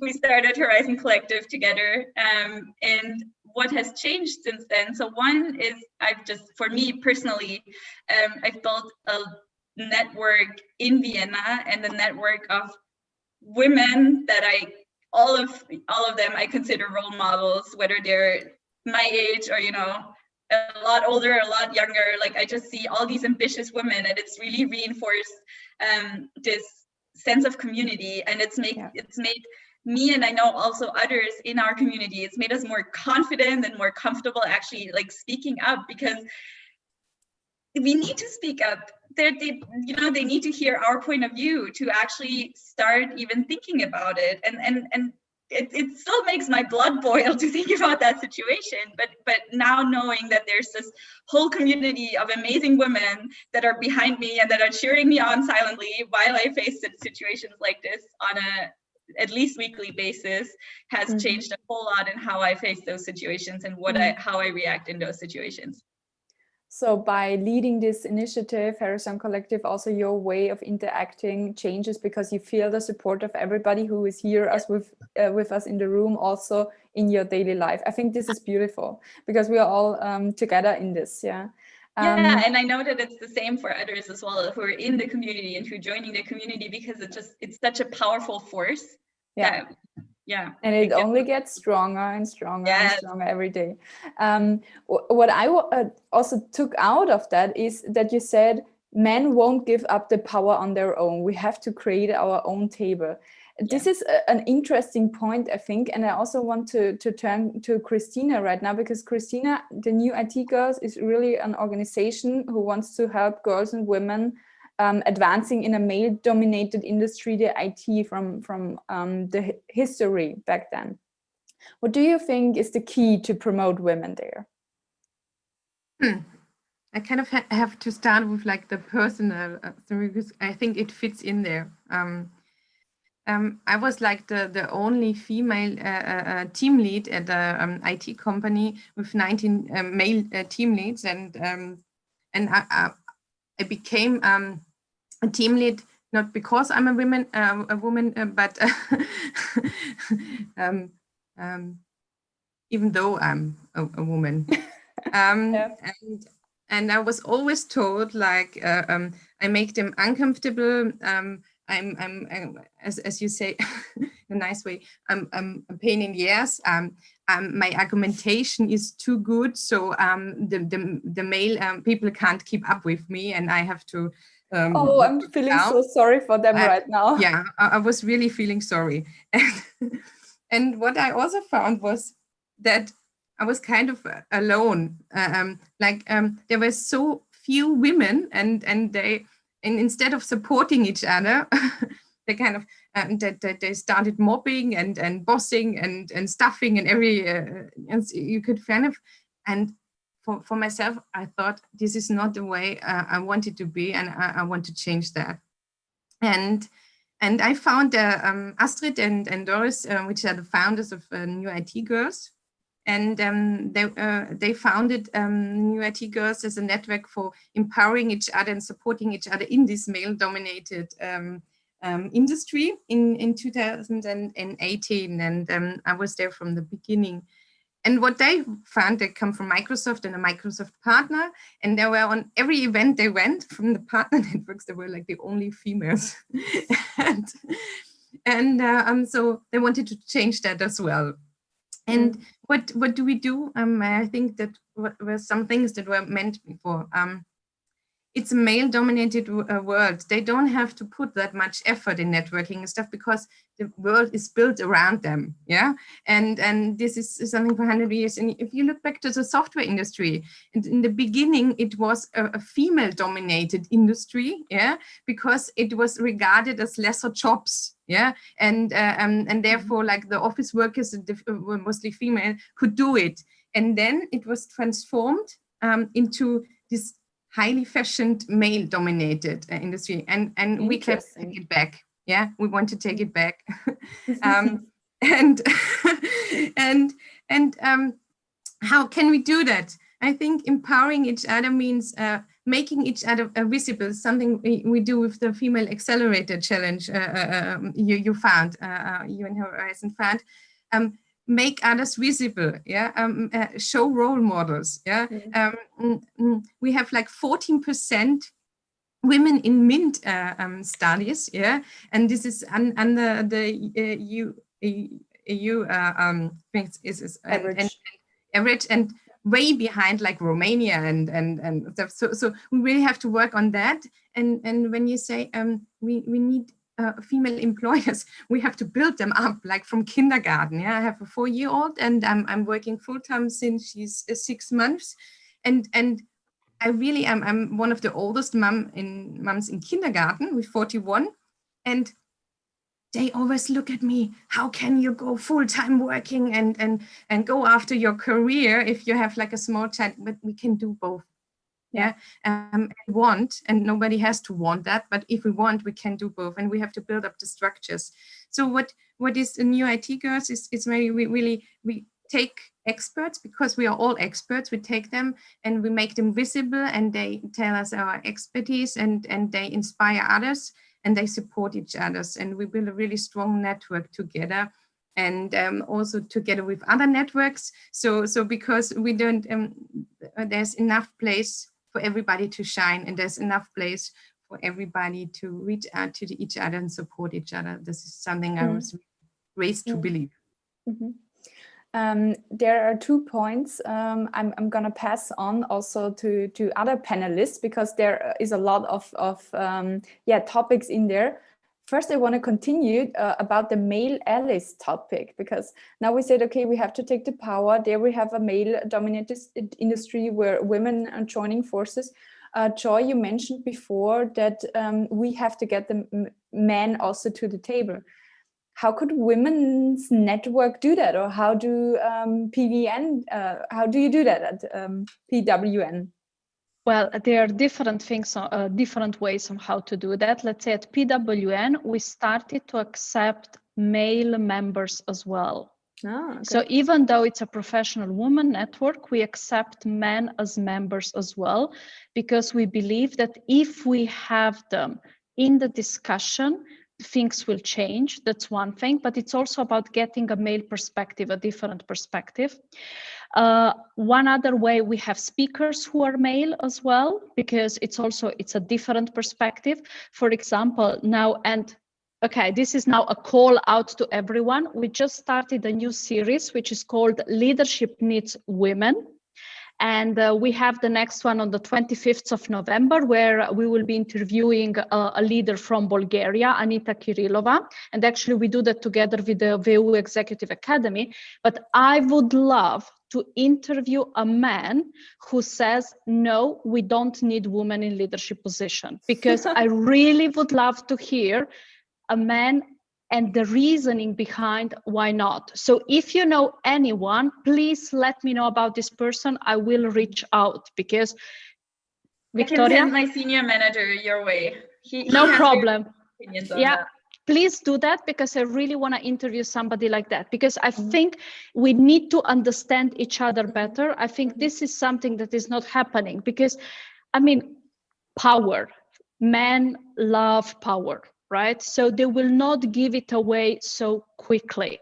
But for example, I think we can all influence that through different things. And one thing I do, I try to influence it through my own, I'm going to say daily job, right? Because I do a lot of executive coaching and sparring and leadership development, and trying to influence already people from the top. Because if I can influence a CEO or a CFO or a vice president of an organization, and the impact it can have in the rest of the organization will be huge.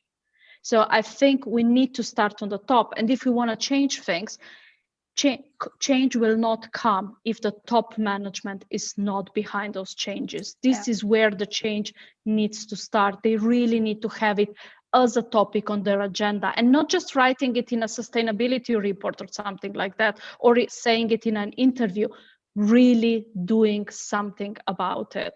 And this is, I think, where it needs to come from the top. Can I add something to that? Sure, Victoria. Sorry, thank you. Yes, this is something that I've seen in our consulting projects a lot as well. So in a company that I've recently started in to do a project in, they have a female senior leadership team. So the core senior leadership team is all women, and then the extended team has, I think, 2 or 3 men. And I was fascinated because the culture that created all through all the ranks to the very bottom, so to say, was completely different from anything I'd ever seen before. And as I got to know the company, I realized that suddenly in that company, things like the kindergarten, like childcare, from literally 2 months to I think 6 years, is all of a sudden no problem anymore. That's completely provided by the company. Flexible working models, sharing of jobs in some cases, even all those models that enable that. All of a sudden, with the women on top needing that, all of a sudden it's not an issue anymore, and it's created this amazing company culture that I was fascinated because I'd never seen that before. That's a really cool example of what is possible when the awareness of the challenges is here. As Ines from the first panel was talking about, as a UX designer, you have to get the perspective of somebody who's really living that. Otherwise, it's simply not possible. And also in the chat, I'm reading about that men not aware of those biases because they're so used to the status quo. And I want to turn to Sarah again about this, the status quo, because sheer economy definitely shaked up the media industry somehow. What effects do you see also since you founded the magazine in other medias or in the business area in general? Yeah, it was a very great development, because we got many responses from other very traditional media, like recently the Trend. And I was laughing a bit because at the very beginning of when I started working for Economy, which was in August last year, I once heard a talk from Michaela Ernst, who's our chief editor-in-chief, and she kind of she didn't talk about the Trend specifically, but she talked about other magazines specifically within the topic of economy and economic issues. And she said she was tired of flicking through magazines and having only male heads everywhere, only experts everywhere, and she wanted to shake that up. And I get the feeling that in other media and other magazines, they took up this notion, and suddenly there are more, not enough, we're by far not there where we want to be, but there are more women getting interviewed. The topic of networking is suddenly also getting to the Trend, for instance, and people are keen talking about female networks. So there's much going on. And talking about female networks as well, I think it's also great, and this event is offering perfect proof that female networks are starting to work together on issues and to build a force, and they're not satellites out there on their own, but they're working together, and this is great. And this is what I love about my job, to kind of see this development and take it also a little bit for a little part as our success and as the success of our magazine. You definitely play your part in there, and I love that point that you make, because it's something I also always say. Some networks want to shut them down a little bit and do their soup. It sounds better in German, I think. But what you said is we need to join forces in the topic when we want to make a difference on a higher level in organizations, political level, cultural level, structural level. So at the last conference I did virtually, which was in April, I also said, hey, why don't we stop working for a day and show the economy how important females are? But this is only impossible if all women networks join forces, for example, for one day at least. Yeah. So I'm gonna give this initiative a thought again, and Sarah, maybe we can cooperate on this one to getting everybody on the table and showing how important women leaders are for our economy. Karina, what do you think? How important is it to give also females and women the possibility to found, and what are the specific challenges you see there that women founders make it with their businesses, and what can we do about it? Yeah, especially in my background, at the technical university, that I can come back to you, Christina. You told us that we have 40% in female students, and that's not the average, yeah, but it's a high amount of female students. But coming then higher in this academic career, or to the decision to found, or to start their own job out from the university, this decreases then, yeah. And I think it's really important, as you told us, Christina, that we look up for role models. And that was the same for me. Then I started then 20 years ago, decided to go into this business, then to look up for female professors in this economic context.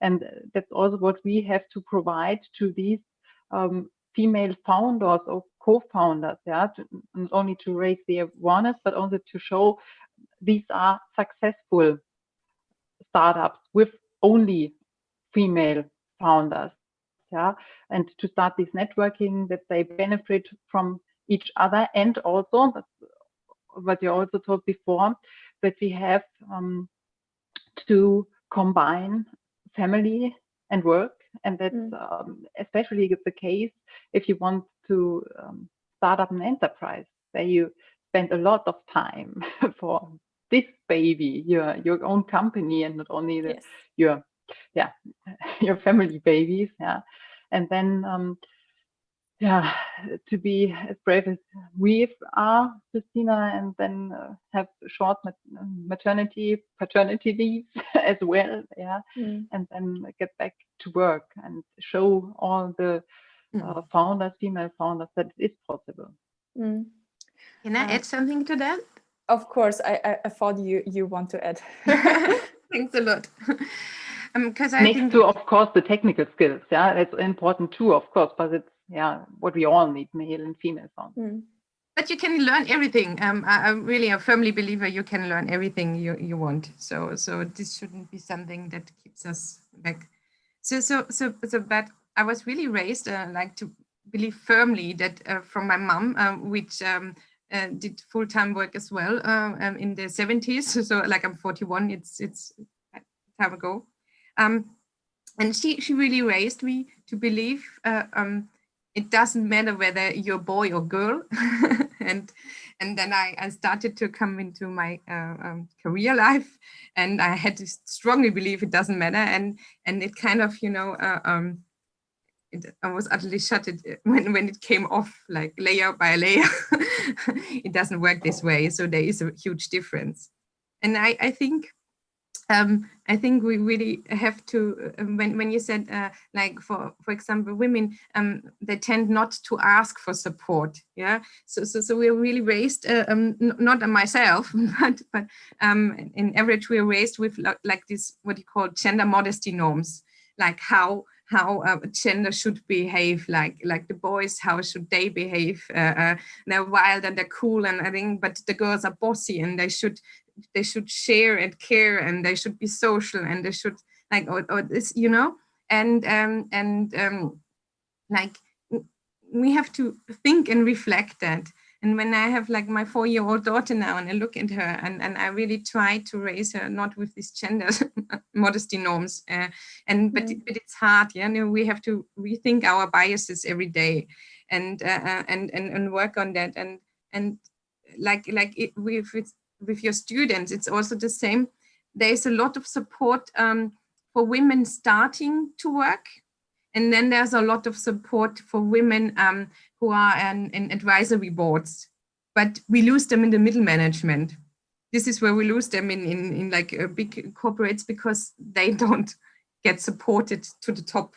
Yeah, you might support them to the middle management, or they might like fight their way there, or they might be supported there, but then we lose them. And I think we have this. We should support each other through the whole chain onto the top, because on the top is where the decisions are made, and that's where we have to aim for. Definitely, that's where we want to go, where we want to go all. We are over the time already, so I want to have a closure point of all you amazing women here on our panel. And my question is, what would be the one thing everybody here in the room should do tomorrow to support other women to get to the top? What would be your advice? Victoria, start with you. Okay, I go with my favorite quote from Mel Robbins' book, which is to do it anyway. Do it anyway. We're all scared. We all think we're not good enough. Even the guys. Do it anyway. Do it anyway. And do it anyway again. And tell your 3 best friends to do it anyway as well. Mm-hmm. Yeah. So take note. Tell your friends to do it anyway. Do it anyway, even if you're scared. Yeah. Thank you, Victoria. Joy, what would you say? What should everybody take away? I mean, there are different things, and this do it anyway. This is one of my favorites. So thank you, Victoria. But I would say, if you feel like that respect is not being served at the table, walk away and create a table where women are appreciated. Mm-hmm. Yeah, definitely. That's what we do here, and that's what brave other women who found companies also do. And I strongly believe that we can make it there. Yeah, create the game. Yeah, that's what you said before. Yeah. Exactly, and the environment where women can strive as well, because I just wrote in the chat that women usually don't want to fight with the politics in organizations because it's too much backstabbing and lying and all the things that we all know, and women very often walk away. And honestly, if we feel like that it's okay to walk away, we should walk away and create a space where we can be successful on our own terms. So don't just walk away and say, okay, screw this. So walk away and create the table. Yes. Thank you, Joy. Thank you very much for these motivating words. Sarah, what is your advice to the audience? What should they do? I would actually give an advice that was passed on to me by a much younger colleague, which is, I think, very interesting. And she always tells me to say no if necessary, and more importantly, to really know your worth. And if the other person doesn't give you the respect or the reward that kind of fits in with what you're worth, then rather take a step back and get your distance. And I need to remind myself of that quite often. And I will definitely pass this on because I think it's very important. That is so a great example of another woman helping you with an advice and you helping us with the same advice. And that's knowledge sharing at its best. I think, Sarah, thank you for passing that on. And definitely know your worth and be proud of what you can do in this world and what you can achieve. Of course, together also. Karina, what is your advice to the audience? What should they do? Yeah, I think if we need help in our business environment, if we close business contracts, then we should ask women. It seems to be easy, but in a lot of cases we don't do it. Yeah. So when you have like a business contract you want to sign, ask a women entrepreneur to fill it. You mean, right? Yes. Yeah. Even if I have less experience, or if we want to take part in a seminar, whatever. If we buy products, why not support female entrepreneurs, women companies? That's companies really, as well. really a great advice. Thank you, Karina. Thank you for that. Christina, what would be your advice to the audience? I kind of made up a quote by like 3 quotes I really liked. And so you mixed it and now it's yours. It's your mixtape. And it's like about keep singing your own song no matter what others think about it.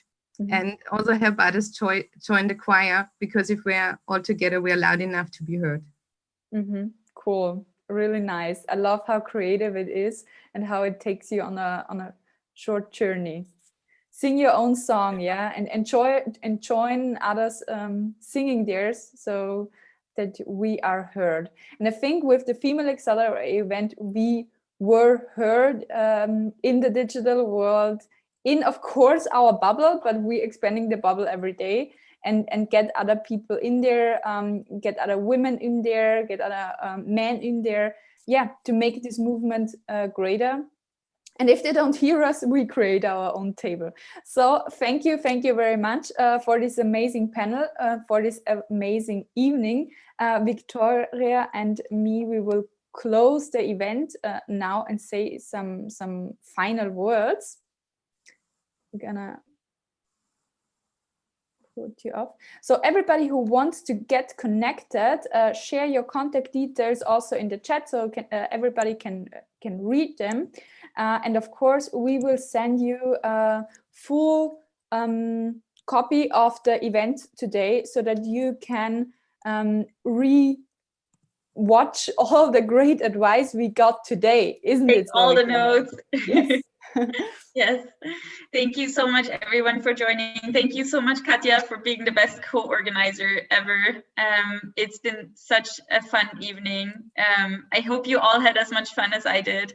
And yes, please, let's connect afterwards. LinkedIn, Instagram, wherever you look for us, you'll find us. I can't wait to definitely. more. We are looking forward to the next event we will hopefully organize at some point. Let's stay in touch. Let's join forces together and really consider that we all lay down our work for one day to prove a point. Maybe we go to the extreme to go to end up in the middle. So we're gonna contact you about this. Also, we can take off and go to the spa, I think. Yeah, but then the spa workers need to be men, because otherwise they will have to take the day off with us. It's exactly like I launched the WeSuit, my business fashion brand. There were only women invited, and if men were there, they needed to work. So when somebody asked me of men, hey, can I also come to your launch party? I said, sure, what can you do? Can you take photos? Can you mix drinks? What can you do? Make yourself of use. So yeah. Yes. Yeah, I love it too when men work for me. We all do. Yeah. Okay, thank you everybody for this amazing panel discussions, keynotes, and also for your honesty in the chat, for the interaction you gave us here. This was amazing, and being open about all those things brings us closer to our goals. Yeah. And now let's dance our way into the evening and talk to all of you soon, hopefully. Yes. Bye. If all of the kings had their queens on the throne, I'd toast to all of the queens who are fighting alone. Baby, you're not dancing on your own. You wanna, but you can't. No. Think it's funny, but honey, can't run the show on your own. Taking off my clothes. Yeah. Only so much I can do. I'll show you. real queen behave. No damsel in distress, don't need to save me. Once I stop breathing fire, you can't tame me.